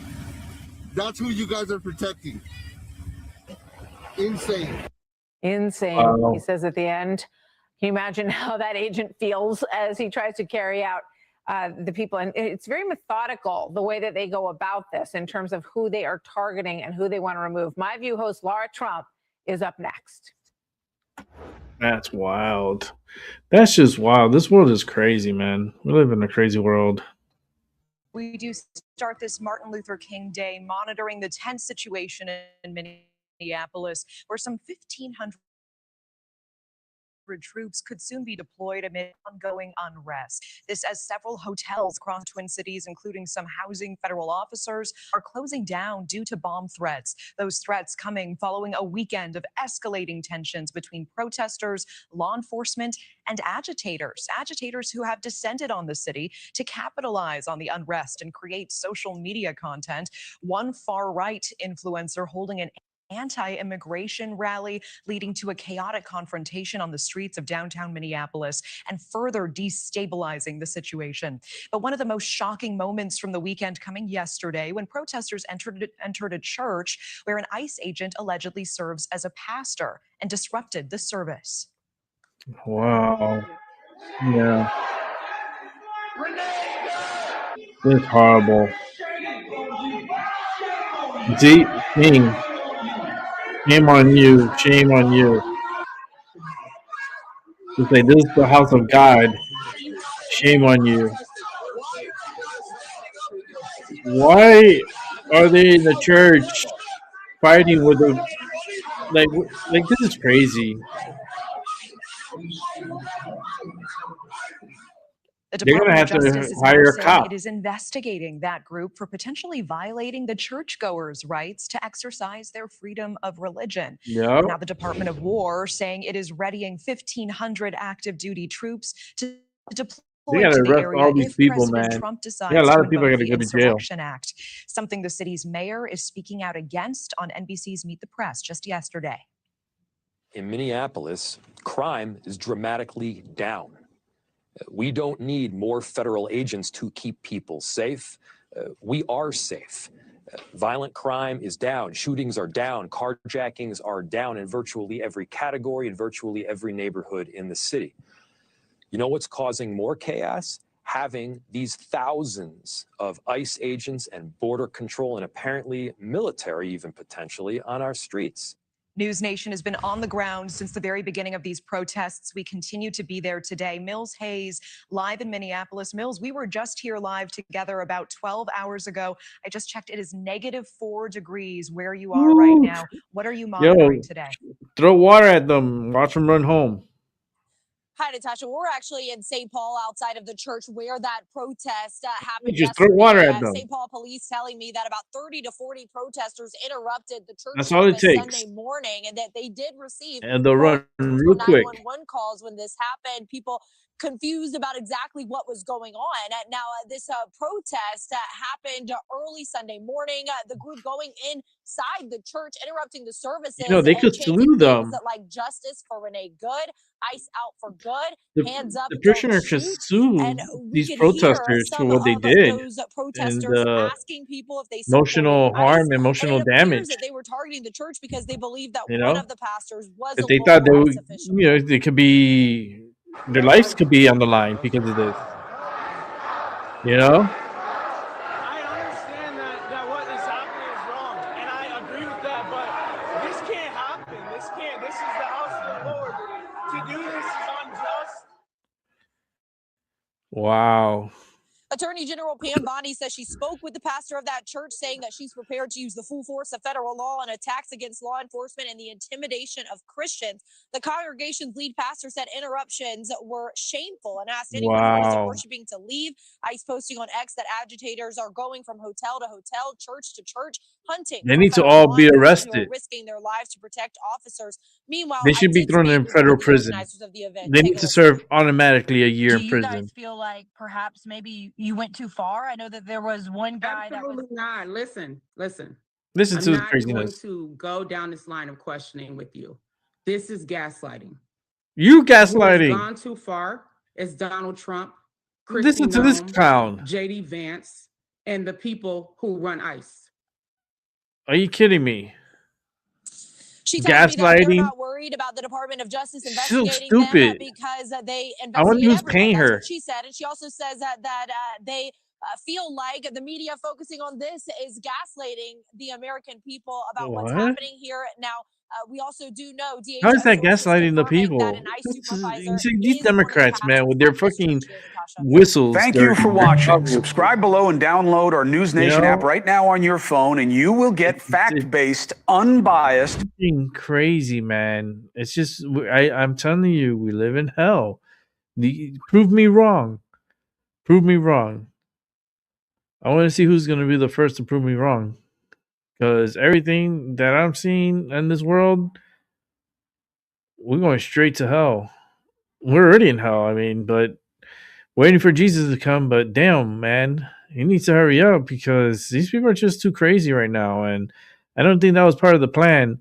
You know, if you know, people don't even respect Jesus. They went into a church with their Renee Good. Say her name, Renee Good.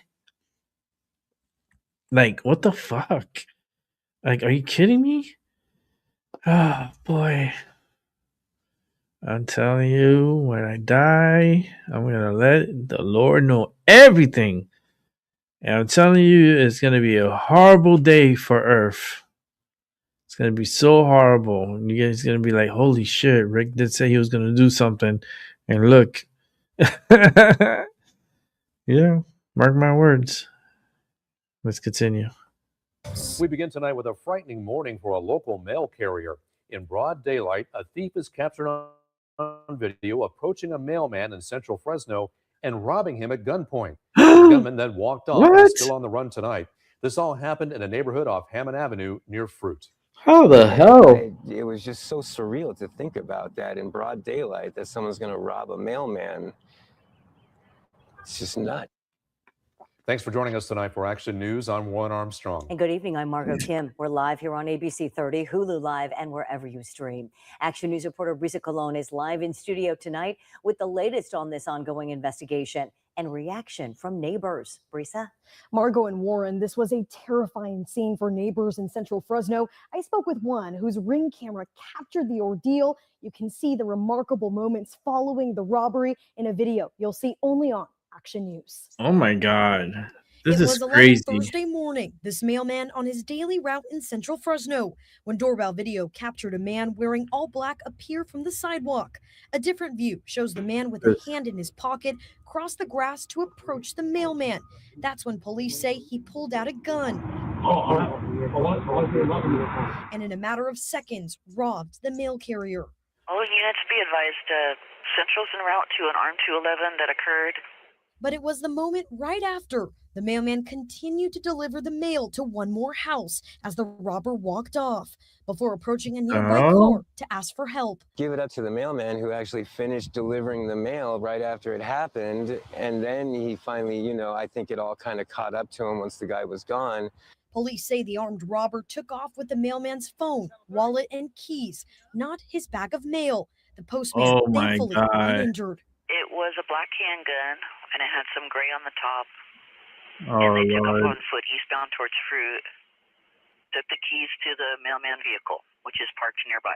Police and federal law enforcement were on scene in minutes, canvassing the area for a trace of the suspect seen here, who can now face federal charges. Oh, they're going to find out who he is. Why would he has no money? He's our favorite mailman, like I was telling you. He's our mailman. Have to be worried What about the fuck? drugs and everything and not being robbed at gunpoint. Jeffrey left heartbroken. Can't believe this happened to his neighborhood mailman. I wanted to give him a hug the first thing I went up to him, and I shook his hand. I told him I was really sorry, and it just shouldn't happen to people like that. Wow. At this point, the U.S. Postal These Service neighborhoods authorities are backing him handling up. the investigation. I have been notified that there is a reward for anyone who has information leading to the suspect. That reward could be up to that guy's- $150,000. You can find the number on our website. Ooh, $250,000 reward ABC 30 Action News. for the capture of this idiot. Oh boy, that's serious. That's big money. Oh, back to this New York shit. This is so sad what happened in New York with the Pokemon. This was the dramatic scene at a card collecting shop in New York City on Wednesday. 3 men drawing guns inside. This was last week. Aiming them at customers before shattering a glass display case. And I hope they according to the catch these store, fuckers. Making off with more than $100,000 in merchandise. It was like clockwork. They grabbed a bunch of stuff and then they grabbed the cash and left. It's becoming a familiar story nationwide. From Burbank, California. And make a second approach, come back, smash some more glass, grab some more vintage Pokemon Look at this packs. shit. To Western Washington. Oh, this Store makes me owners say mad. They're taking action. Should we be having an armed guard in here? Should we have people working 24/7 I think you in should. here? Those answers are yes. Unfortunately, we have to spend a lot But it's of gonna money cost money. on security 24/7. The robberies come amid a massive run-up in Pokemon card values, as cards like this Charizard almost 6 times as valuable now as it was 5 years ago. Oh my god. And something I found out firsthand when I went to find out the value of part of my Pokemon card collection as part of a Today Show story last year. And this is an 8 out of 10. Yeah, which that's is like, amazing. For that's that like card, it's mint. Yeah, like that's really, really good for this card. As it turns out, one of the cards I sold after that was stolen in the armed robbery in New York City. Oh this week. shit, it Others was posting stolen in the photos, robbery. This serial number matching mine as part of their call for people to be on the lookout for the valuable cards. Oh Lord. The run-up in prices comes ahead of the Japanese franchise's 30th anniversary this year. I spent $5.3 million on this Pikachu card. As millennial fans say, it's more than just nostalgia. I've always had that kind of like collecting mentality. And I watch something him. I about watch the his cards, wife. the artwork, the fact that there is a I like his game wife. attached to it. The suspects tonight still at I watch large. it. I watch All the her employees want to open come in pack and work and just, and you know, open help put the boxes store and back stuff. together. It's As pretty the community picks up the broken pieces. cool. I just like his All right, wife Brian so Chung much. joins us He's now from New okay. York. Brian, I want to go I back like to his that wife. card that you got appraised right here on NBC. I remember that story last year. So I know you've been collecting these cards for years. Explain to us, why are they so valuable now? And then, of course, then clearly of interest to thieves. Yeah, well, I mean, first off, when I first saw this theft, I recalled being there at the store just a few months ago to get my card consigned. So when I saw that the account had actually posted all of the different highly valued pieces that were stolen, and I saw the card that I sold them, my heart stopped. It was my brother that alerted me to it. But nonetheless, it is a moment for the Pokemon community. It is certainly the case that the valuations, as I underscored, have tripled, quadrupled, even more than that in some cases, not just because of that anniversary coming up this year, but also because of the fact that there's a digital version of the game called Pocket TCG that has reignited interest in this. And also you have to consider, Liz, there are millennials that are now having kids. Those kids are now interested in this as well. So for that reason, the popularity is just Yeah, I'm going buying it through for the my roof. niece. And for that reason, I'm it's collecting attracting it a lot for of her. attention, a lot of value,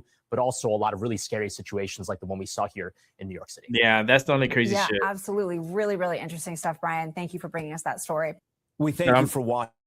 And remember, I'm definitely stay going updated to a couple of car shows out here in Connecticut, so I'm looking forward to it. Let's keep it moving.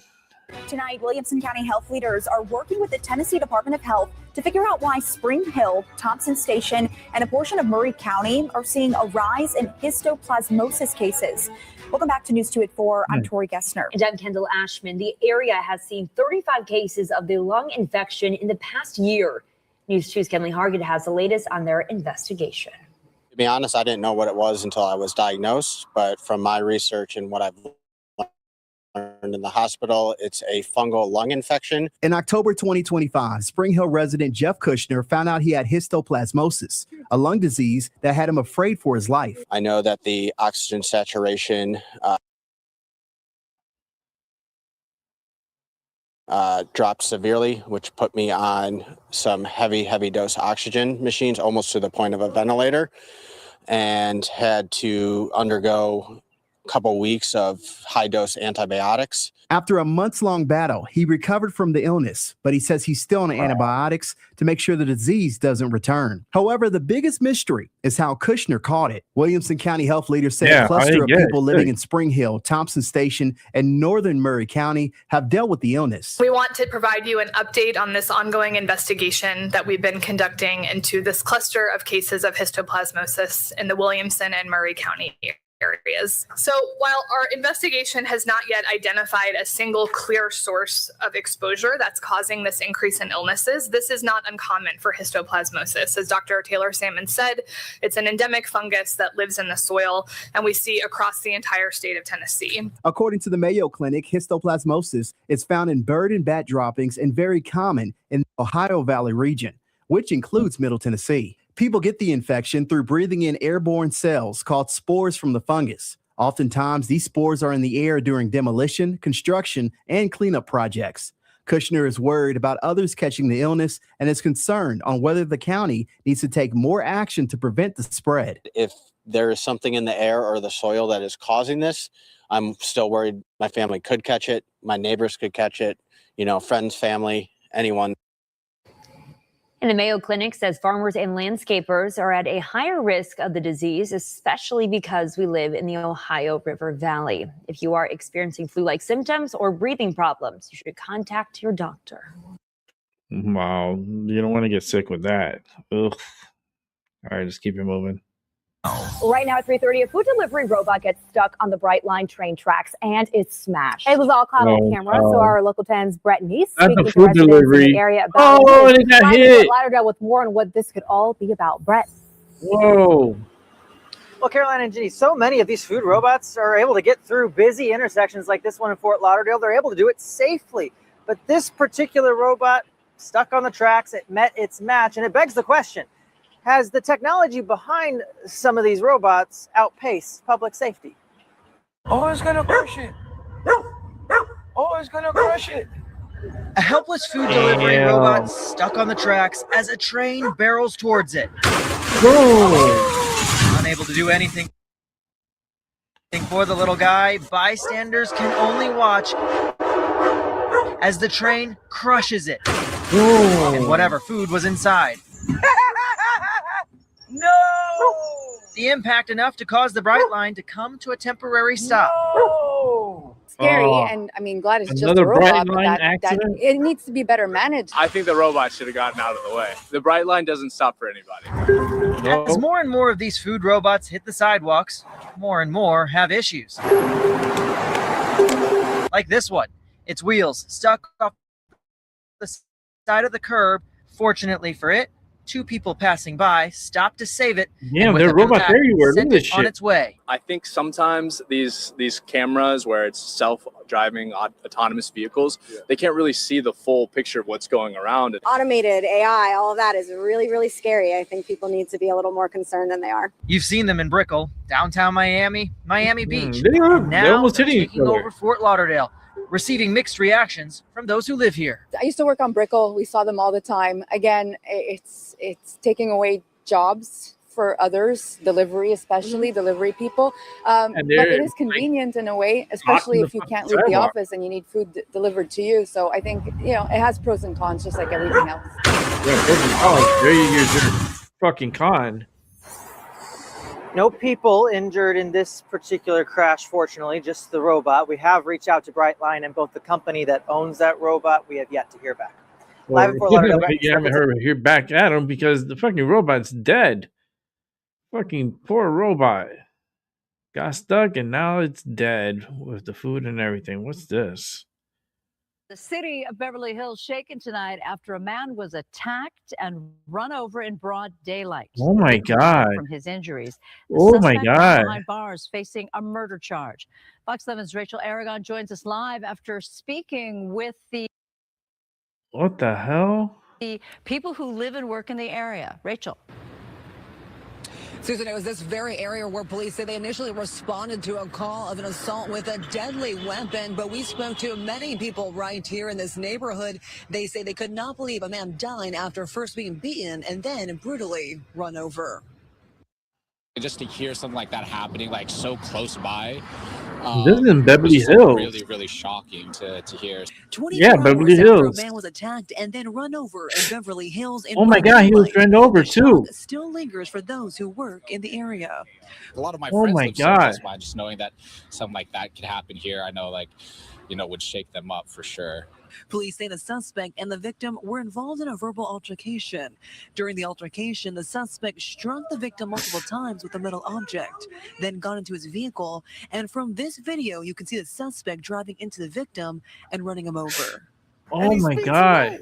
I'm just glad they caught him. The suspect fled to a nearby building, but this Oh. cell phone video shows he didn't get far. The man was detained and taken away by police in handcuffs. Wow. Beverly Hills police have identified the suspect as 54-year-old Christopher Cornelius. They say he has an extensive criminal record and was booked for murder with bail set at $2 million. They shouldn't even have LA, I think bail. you kind of already have your head on a swivel about Why the things, fuck does but he have bail? That's I stupid. think, again, like we talked about, like living in Beverly Hills, being in, like working here in Beverly Hills, this is like the last place you'd think you'd have to keep your head on swivel. In fact, according to the Beverly Hills Police online crime statistics, there were no criminal homicides in 2023 or 2024, and no murders for the months listed on the department's website for the year 2025. Shouldn't happen in Beverly Hills or anywhere else in the world. That's totally tragic. Police confirming to Fox 11 the victim was taken to the hospital where he later died. Wow. Now, as of right now, it is still unclear what relationship, if any, between the suspect and that victim. We also reached out again to the coroner's office tonight to get any more information, of course, on the victim and the ID. But so far, that victim has not yet been released and identified. Pretty live tonight, I'm Rachel Aragon. Susan, I'll send it back to you. Well, Rachel, are police saying anything about the victim's age or anything We're else that 54. might be a descriptor? Oh no, they don't know the age. No, right now they're just Other saying a guy. male, of course, adult, but as of that, it's been tight-lipped. But again, it's just shocking for many people here because this Well, they'll know area, with the fingerprints. Beverly Hills, the city has not seen a murder in several years. Absolutely. Rachel Aragon, thank you so much for your. Wow. Well, let's keep it moving. So with all this cold, wet weather across Metro Detroit, some people are noticing tiny black bugs. Have you seen these jumping around on snow and maybe the sidewalks? I know I've seen them. They're called springtails, a nice sounding name, but they're also nicknamed snow fleas. Yeah, they look strange, but here's the good news. Experts say they are completely harmless. But joining us now to explain what they are and why we're seeing them right now is David Lowenstein. He's a consumer horticulture educator with Michigan State University Extension. David, thank you so much for being with us. I did notice these in my neighborhood. For anyone watching who's a little alarmed looking at the video that we've been showing, what exactly are these snow fleas or springtails?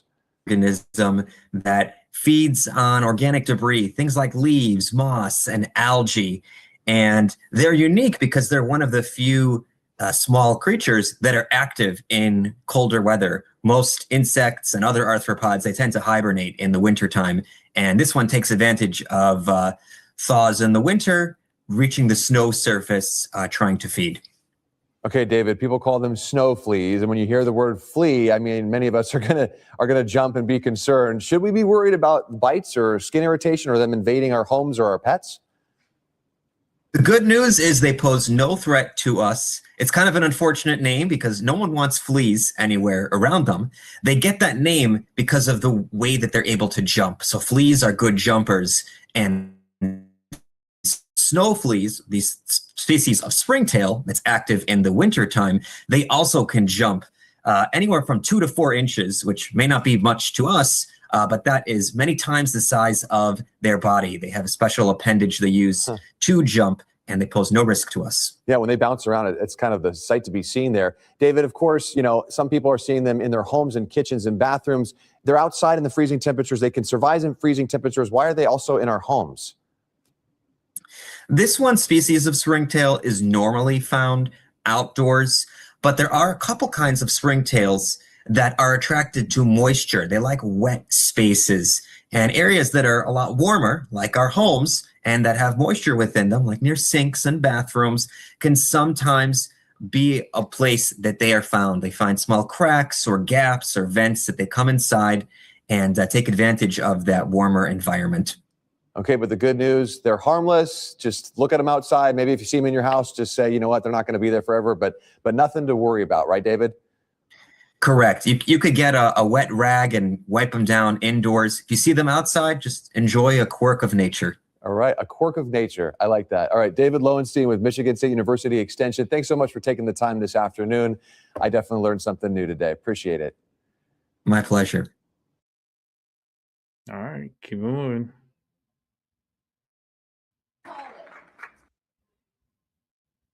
For our colleagues on the other side of the aisle to be okay for the president to carry out retribution here in Minnesota. It is appalling for our Republican colleagues to be okay for there to be cell detentions in ICE for American citizens. What a clown. What a clown. Let me continue. I don't want to fucking get copyright because of the fucking stupid sound that they put. But I don't know, there needs to be held some kind of accountability. This lady seems like she believes she's invisible. She can't be touched. She can't get in trouble. I bet those glasses cost a lot of money. This girl needs to go back to her country. And the one next to her is she looks like, I don't know, she belongs in like Beetlejuice or something. She reminds me of like a character in Beetlejuice. This one here, I don't know. All these people are just, what is going on with the Democratic Party? We gotta hear her talk. Oh damn! Let's go back and listen to her talk.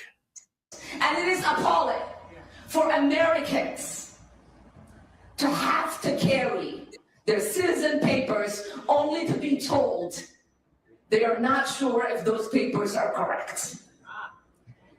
I don't want to curse, but those of us who escaped places like that, the one place where we thought we would never experience this is the U.S. goddamn states. Oh, she is so stupid. U.S. goddamn states. Well, you know what? Take your Somali ass back home and deal with your Somali people over there and talk to them like that, you clown. It is the United States that is allowing for this to take place, and it is being forecasted and broadcasted to the rest of the world, where people are calling and saying, are you sure this is America?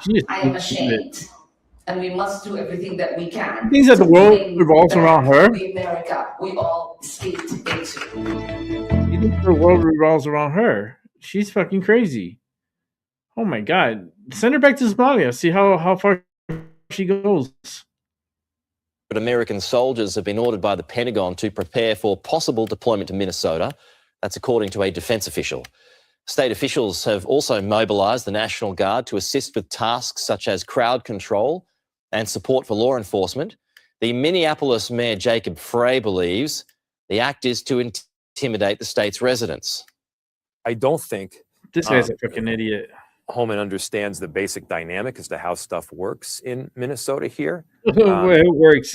Just the bottom line right? is, as we know, this is not about safety. It's not about not crime. Somalia, idiot. This is about intimidation in Minneapolis. And your We're not wife gonna be is crooked too. Just like The you. boost in troops comes in the wake of a shooting involving ICE Put the agents S on your chest in for the salami. American state. He's the salami protector. He's part of the salami protectors. And all these people are part of the salami protectors. ICE protests continue. Across the US, protesters have been given some protection through the federal court. A new ruling limits the powers of ICE to detain and use tear gas on protesters who are not obstructing officers. That's crazy. Look at this shit. In a new ruling Like, this is Friday, every a federal day. judge in Minnesota bars immigration That's agents in crazy. Minneapolis from detaining or using tear gas on protesters Yeah. who are not obstructing authorities. They're gonna still District use those Judge tear Kate gas. Menendez's injunction is in response to a lawsuit filed on behalf of 6 Minnesota activists back Oh, in now they December. want to sue the state. Minnesota's Attorney General Sue thanked those the activists, federal writing on agents. X, quote, "This preliminary win matters for every Minnesotan exercising their it's so constitutional stupid, right man. to peaceful protest and witness. With Peaceful the latest protest. ruling, You think federal Martin Luther authorities King are thinks blocked that this from was detaining peaceful? those peacefully protesting Look, this is your or people. safely That's a following freedom. officers at a, quote, appropriate distance. Look, they Unless broke there's the glass reasonable in the back of the suspicion vehicle. that Is they are that peaceful? obstructing or interfering with agents. Not interference. Critics argue that officers also need to be protected from, quote, dangerous rioters. What we've seen from a lot of these agitators and violent offenders is that they're spitting on our law enforcement. Yo, they're spray water weaponizing at their them. vehicles I'm telling you, just against spray water our at law them and enforcement, they'll be gone. and they're hitting, pushing, shoving. As anti-ICE demonstrations continue nationwide, state authorities are urging the public to keep protests peaceful. Any actions that harm people, destroy property, or jeopardize public safety will not be tolerated. Demonstrations must remain safe. Critics of the judge's decision say it's an attempt to micromanage ICE's actions. Yeah, that's fucking ridiculous. Let's keep it moving. Second reporting. We're here to arrest a child sex offender. And you guys are out here honking. No, we're pressed. We're not. That vehicle right there is honking and impeding our investigations while we're trying to arrest a child sex offender. That's who you guys are protecting. Insane. Wow. I understand. Man, listen to this shit. That's bullshit, man.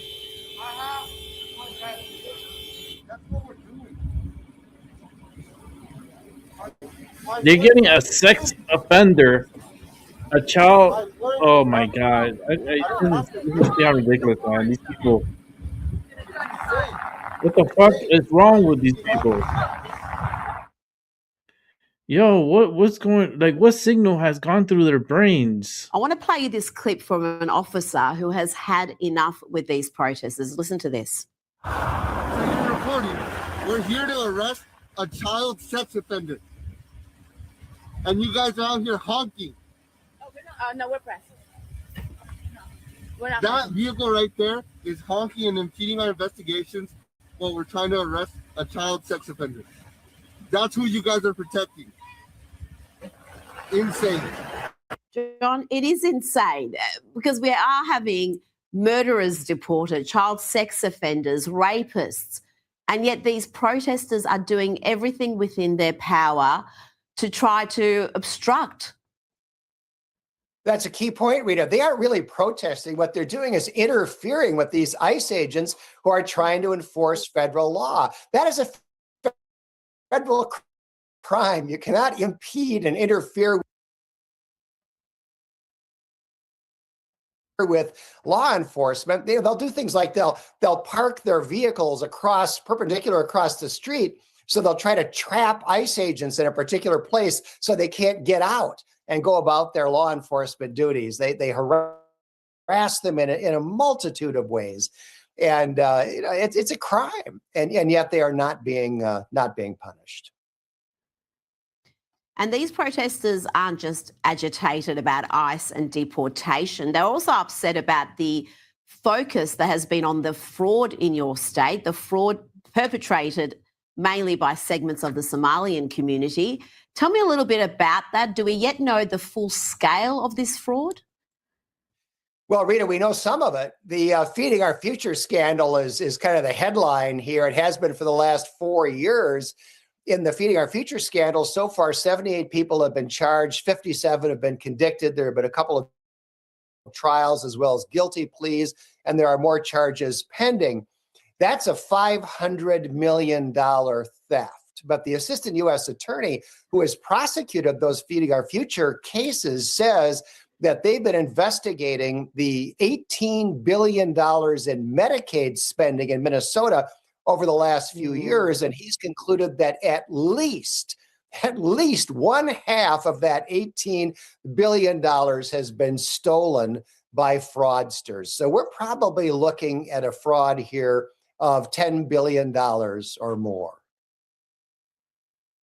Astonishing. And the next state that's going to have some scrutiny is going to be California. It'll be fascinating to see what's uncovered there.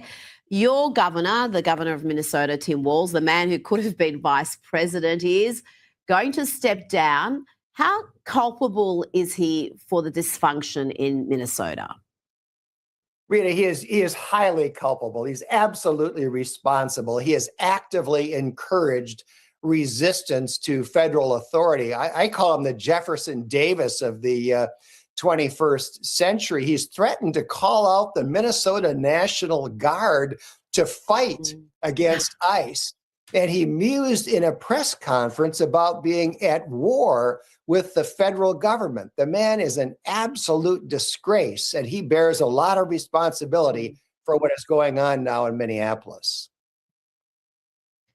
You know what? He was a figure of mockery, really, throughout that presidential campaign. Tampon Tim, he was called, because he was putting tampons in boys' bathrooms across his state. But really, he is such a dangerous figure. And you think about that election 2024 now, and what would have happened if we did have a Kamala Harris, Tim Walz team in the White House today? Rita, all we can say is we're all grateful that didn't happen. I mean, Walz was a laughingstock during that campaign, but I think in the time that's gone by since, more people have realized that he's not just a laughingstock, he's really a menace. And, he is not running for re-election. He had announced that he was running for re-election. He's now changed his mind, is going to step down at the end of this term. And obviously that's because of all of the turmoil that has been going on. Now, you mentioned about the local police not maintaining order. That's something that has been noted by people who have been observing what's been happening in Minneapolis and elsewhere in Minnesota. We've had protesters just behave appallingly. Stephen Miller, the commentator, not the Trump administration, Stephen Miller, he points out that in recent days, we've seen these protest groups chase innocent men out of a diner, attack an innocent guy on the street who was actually with them.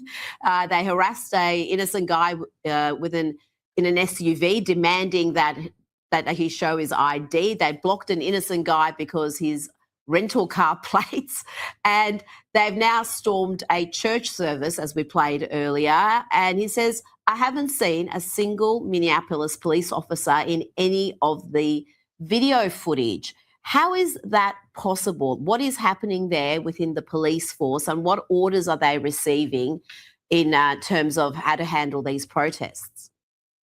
Well, it's because Minneapolis is a sanctuary city. And what that means is, by law, the local police don't cooperate with federal immigration authorities. And that's terrible, because ICE really needs local police to do crowd control and maintain order. That should not be ICE's job, but that's not happening here. And so these ICE agents are being continuously harassed and interfered with. And that is by design. Minneapolis is legally a sanctuary city, and that is intended to take the local police out of the action and make it impossible to enforce federal law. They don't even got enough police to fucking cover that. That's crazy. Keep it moving. What is this? Oh, shit, a mall caught on fire. Where is this at? It's that mall. Oh my god, look at that. Oh, a lot of people are dead. Oh man, look at this. Wow, it's still on fire.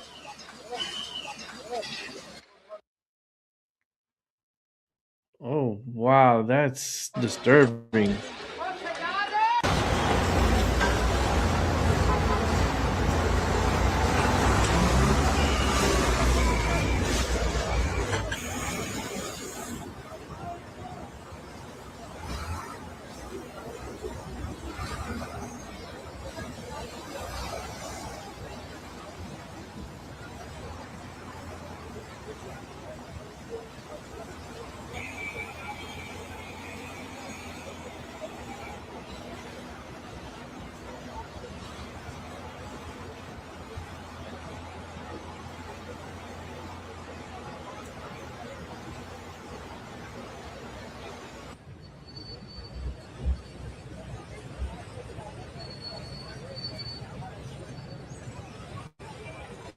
That's wild.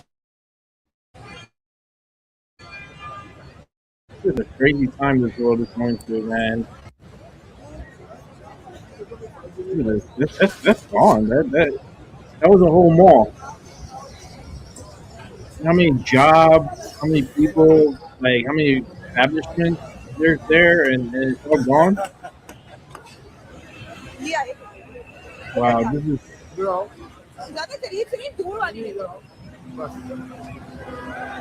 very sad, man. These rescue men, they're risking their lives going into that building like that. All right, let's keep it moving. We still got some more, a little bit of world news here. Now, there's been another shark attack in New South Wales, the fourth attack in 3 days. Let's go live to Crystal Wu at Manly Beach. Crystal, what do we know about this developing news? Kieran, we've just received this breaking news from the mid-north coast. A surfer in the mid-north coast has been bitten by what is believed to be a bull shark. That's near Lake Macquarie Port Macquarie in New South Wales. Now, it's believed he's been transferred to hospital, but a large chunk of his surfboard has been bitten.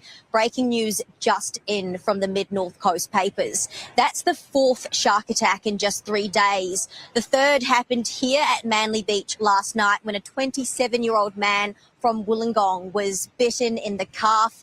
He suffered severe injuries and he underwent surgery in hospital last night. It was just past 6 p.m. here at Manly. There were only 3 people in the water when he was attacked by a shark. Now, 2 surfers who were not known to him saw what happened. They swam up towards him and helped him paddle back to shore. We spoke to a witness who was one of the first responders at the scene. He ran to his car and grabbed a leg rope, and there he applied pressure onto his wound. I applied the leg rope as a tourniquet on his leg. Maxie got down and made sure he stayed awake, and Mikey was on the phone. He was conscious when he got to the shore. But when they picked him up, he passed out. But I mean, he fought the whole way in. The 2 surfers that picked him up were absolute heroes. We also heard from New South Wales paramedics. They said the surfer lost a significant amount of blood. 13 units was administered into his system as he was on his way to the hospital. Now, also announced today that all northern beaches will be closed for the next 48 hours. That's because of the water. The stormy, murky water has really created the perfect conditions for shark contact, and therefore no swimming, no surfing here for the next 48 hours. The Surf Lifesaving CEO had this message for anyone who does plan to get in the water. If you make a decision, let me put it this way, if you make a decision after 3 shark incidents in 24 hours attributed to dirty, murky, brackish water, and you want to go surfing or swimming in that, that's your decision, your safety decision. Unfortunately, if an event does occur, you are going to put emergency responders' lives and safety in danger if they do have to enter the water. It was 3 shark attacks in 2 days, and now it's 4 shark attacks in 3 days. The first happened on Sunday in Vaucluse when a 12-year-old boy was bitten by a shark jumping off a rock at Shark Beach. He remains in hospital in a critical condition. Yesterday at DY, just up the coast from here, an 11-year-old was out in the water when a large chunk of his surfboard was bitten.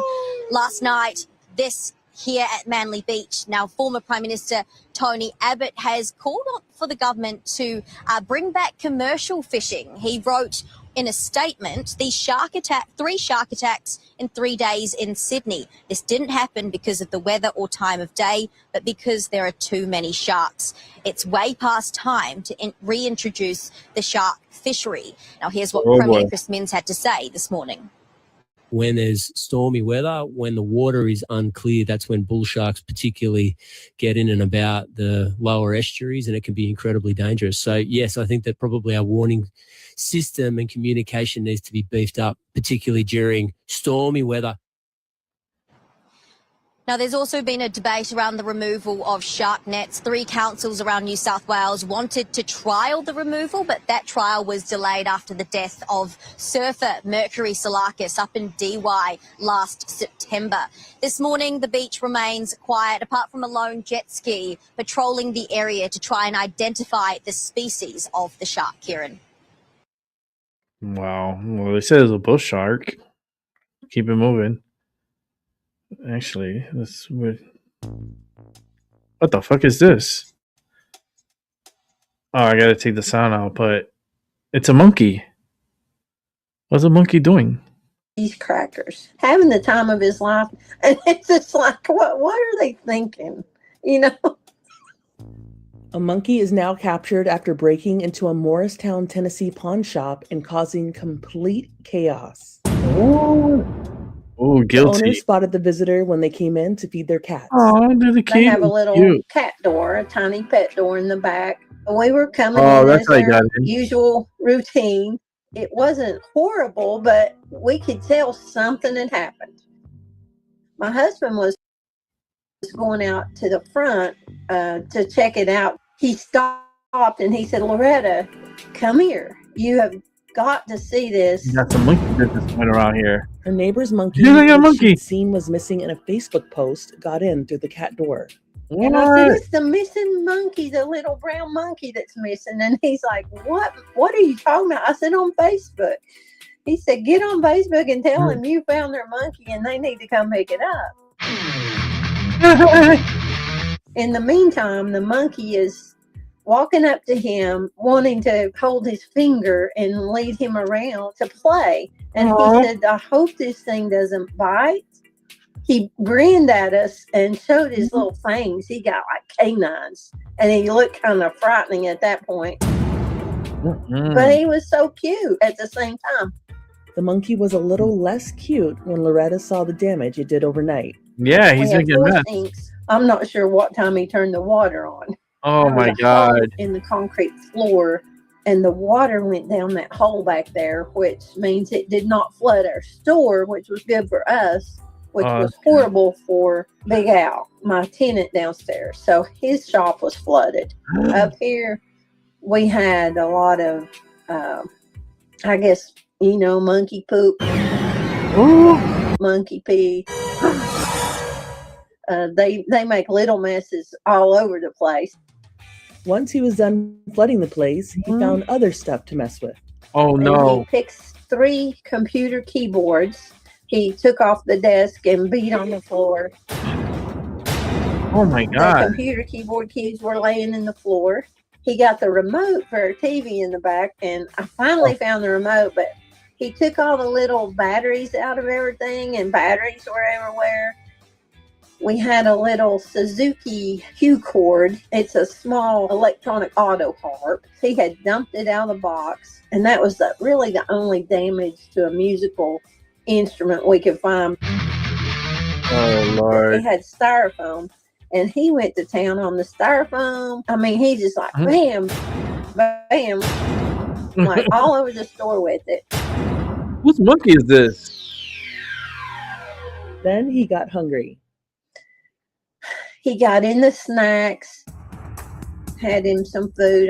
I'm sure he was hungry. I guess for water, he just helped himself to the sinks that were running. I'm not sure. Oh, that's why he turned on the They called the sink. Morristown Police Department to help capture the troublemaker.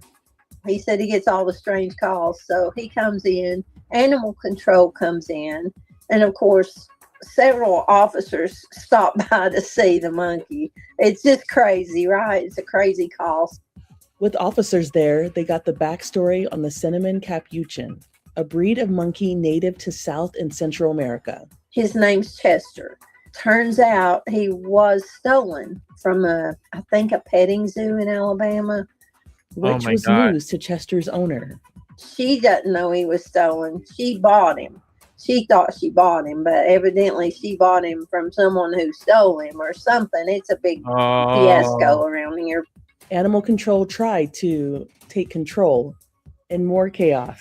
And they had to open the crate door to scan him, and that little guy just busted out of there on the loose again, running around the store, and he's gone again. The monkey was eventually caught and is now getting properly checked since he accidentally injured a store employee. She's got a scrape on her leg, and she's been to the doctor. They're trying to determine if he's vaccinated or not. Everybody's concerned about rabies. She got a tetanus shot and some medicine. Oh. Now that You things gotta are get those calmer, rabies shots. Loretta and her husband can finally enjoy the new year. Happy 2026. I thought it might be an unusual year.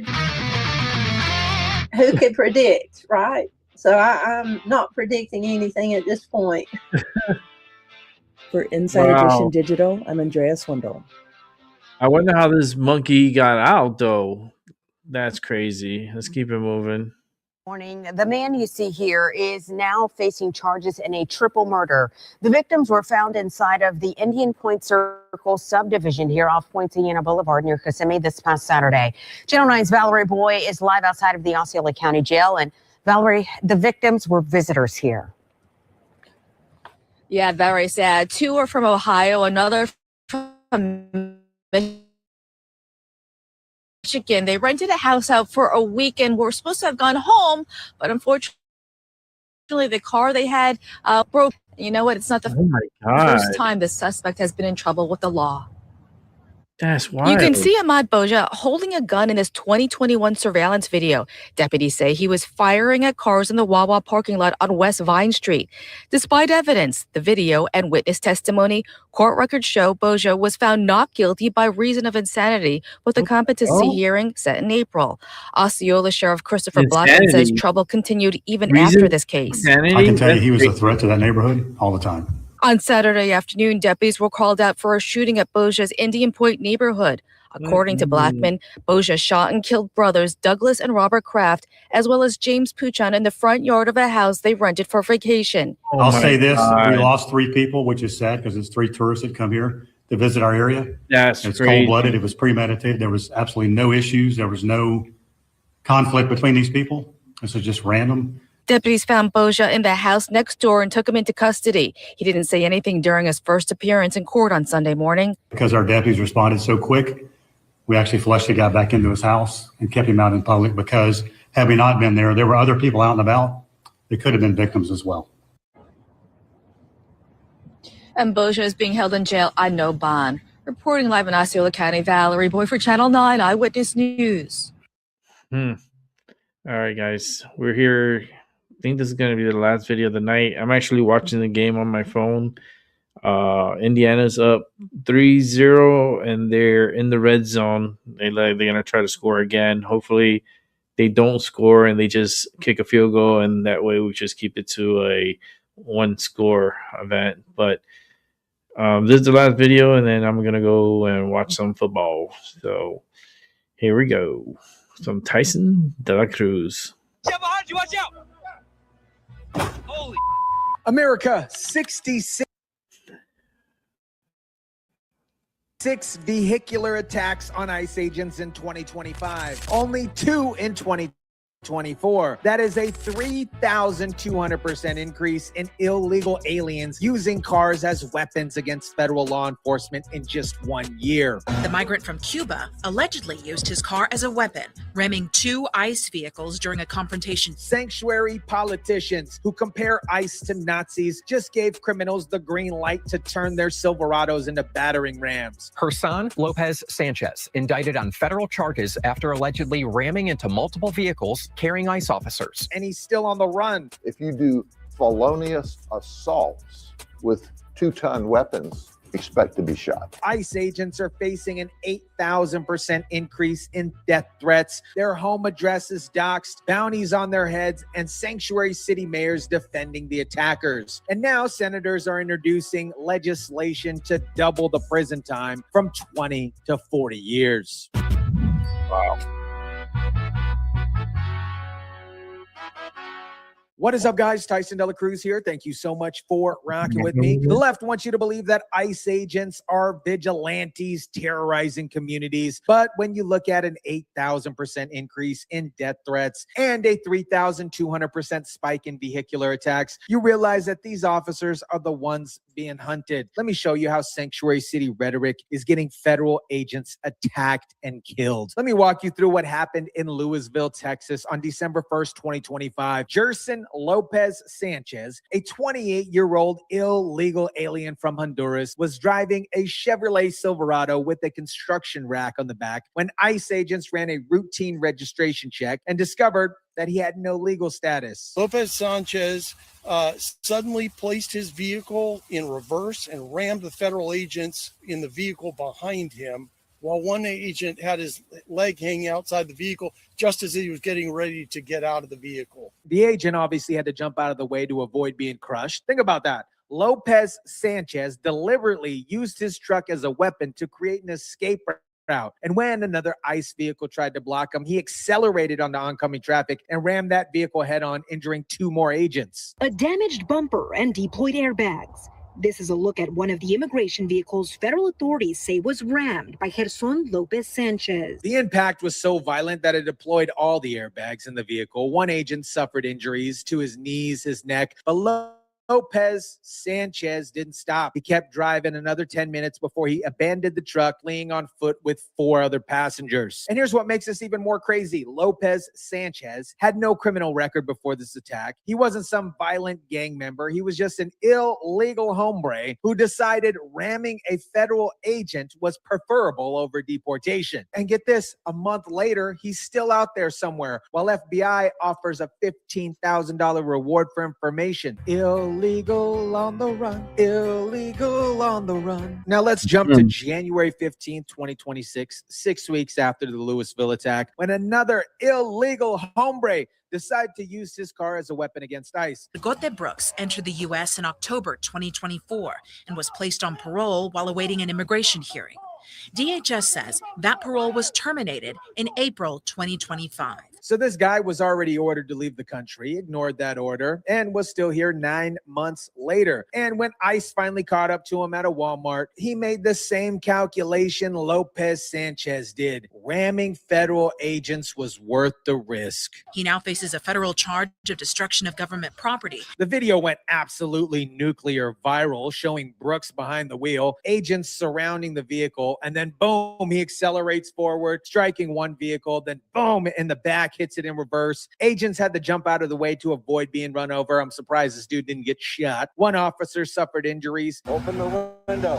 Go. He's in proceedings. He's good to go. Let me get my break. Go in the window. Watch out behind you. Watch out. Holy. Watch out in front of you. Watch out in front.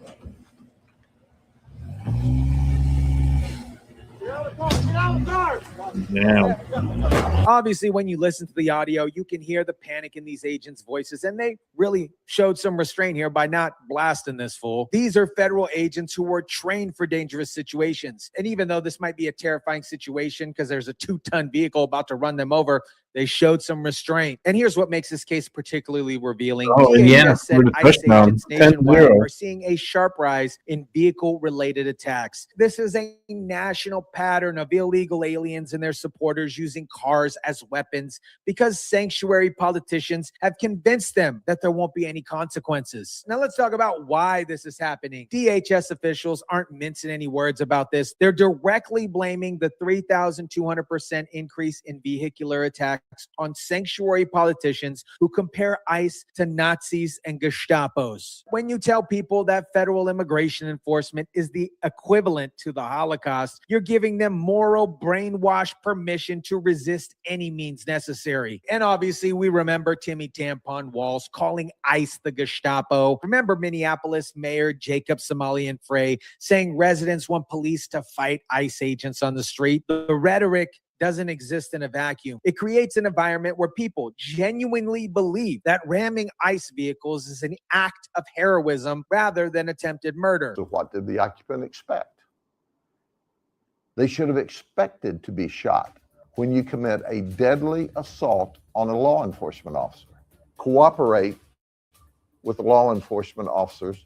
Don't resist them. Obviously, Sheriff Grady Judd gets it. He looked at the Minneapolis shooting where the ICE agent shot the woman who was using her vehicle as a weapon, and his response was plain and simple. What did the occupant expect? They should have expected to get shot. Because when you use a car as a deadly weapon against law enforcement, you're committing a felonious assault, and officers have every right to defend themselves with lethal force. But Minneapolis Mayor Jacob Somalian Frey had a different take. He downplayed the ICE agent's injuries, claiming it was just a hip injury, yada, yada, yada. Except DHS revealed that that agent suffered some internal bleeding in his torso, not a simple hip injury. If you do felonious assaults with 2-ton weapons, expect to be shot. This is the disconnect. Sanctuary city mayors are minimizing and excusing violence against federal agents, while sheriffs like Grady Judd are telling the truth. If you assault law enforcement with a deadly weapon, you're going to face deadly force in response, and that's exactly how it should be. Now let's talk about something that the lamestream media is refusing to cover. ICE agents are facing an 8,000% increase in death threats. That's not a typo. That's 8,000%. These officers are having their home addresses doxxed, bounties placed on their heads by criminal organizations, and coordinated campaigns to intimidate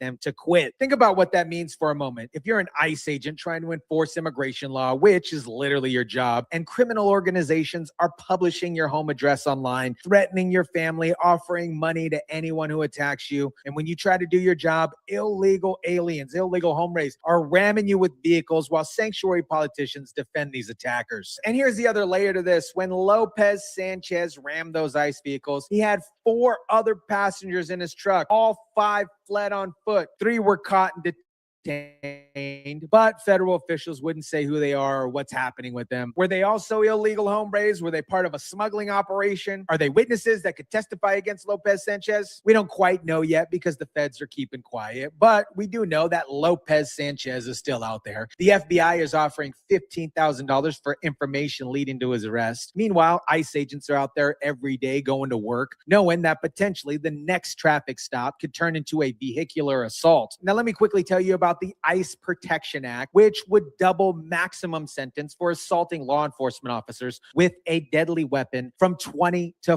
40 years. Right now, if you ram an ICE vehicle and injure an ICE agent, you're facing up to 20 years. But with the new law, it jumps up to 40 years. That is a life-altering consequence that will actually make criminals think twice before using their cars as weapons. This is an active fugitive investigation where we are committed to finding and bringing Lopez Sanchez into custody so that he may face justice. And the FBI isn't playing any games with anybody who messes with DHS. They're treating Lopez Sanchez as an active fugitive with a dedicated investigation. They believe he's still in the area, and they believe people know where he's hiding. The $15,000 reward is designed to incentivize somebody to potentially turn him in. Lopez Sanchez has been on the run for over a month. That means he's either getting help from people who are harboring a fugitive, or he's part of a network sophisticated enough to keep him hidden from federal authorities. Yeah, Either way, they're it hiding shows him. the infrastructure exists to protect criminals who attack ICE agents. When someone runs down an ICE officer or any federal law or local law enforcement officer, those deadly weapons act as battering rams. And it is a violent attack, and it will not be tolerated. The U.S. Attorney of Eastern District of Texas made it clear vehicles in the hands of people who intend to obstruct law enforcement are deadly weapons. And when somebody uses a deadly weapon against federal agents, it is a violent attack that will not be tolerated. That's the standard. That's what law enforcement looks like. America, the 3,200% increase on vehicular attacks against ICE agents isn't happening in a vacuum. It's a direct result of sanctuary city politicians comparing federal immigration enforcement to the Gestapo and giving criminals moral permission to resist by any means necessary. Jerson Lopez Sanchez is still on he the looks run like a after winner, grabbing right? 3 ICE vehicles and injuring 3 agents. Robin Winner. Brooks weaponized his car in a San Antonio Walmart. And across the country, How the hell ICE did he get agents away, are though? facing an 8,000% increase in death threats, doxing, and bounties on their head while just trying to do their job. Sheriff Grady Judd said it best: if you assault law enforcement with a deadly weapon, expect to be shot. The ICE Protection Act will Yep. double the maximum sentence to 40 years, and the FBI is hunting Lopez Sanchez with a $15,000 bounty. The sanctuary city experiment has failed, the rhetoric has turned deadly, and ICE agents are paying the price with their blood. Let me know what you think about this. Drop it down in the comment section down below. Smash the like button if you kindly would. Share, subscribe, and as always, guys, I'll catch you on the next one. There you go. Thank you for that great upload. That's the video of the night. I'm going to be wrapping it up so I could finish watching some of the football game that has been started for a while. It's about almost halftime now. But wanted to do the show. I think the show was more important than the football game. But hey, it's all good. You guys continue having a good morning, good afternoon, and a good night. I'll catch you on the flip side. I'll be back on here tomorrow around the same time. Maybe early tomorrow. I'm not sure because it is Tuesday, the day before my birthday. So I'll probably come on maybe a little early. We'll see. See how I'm feeling tomorrow because I've been aching all day today. So with that said, have a good night. And I'll see y'all later. Peace.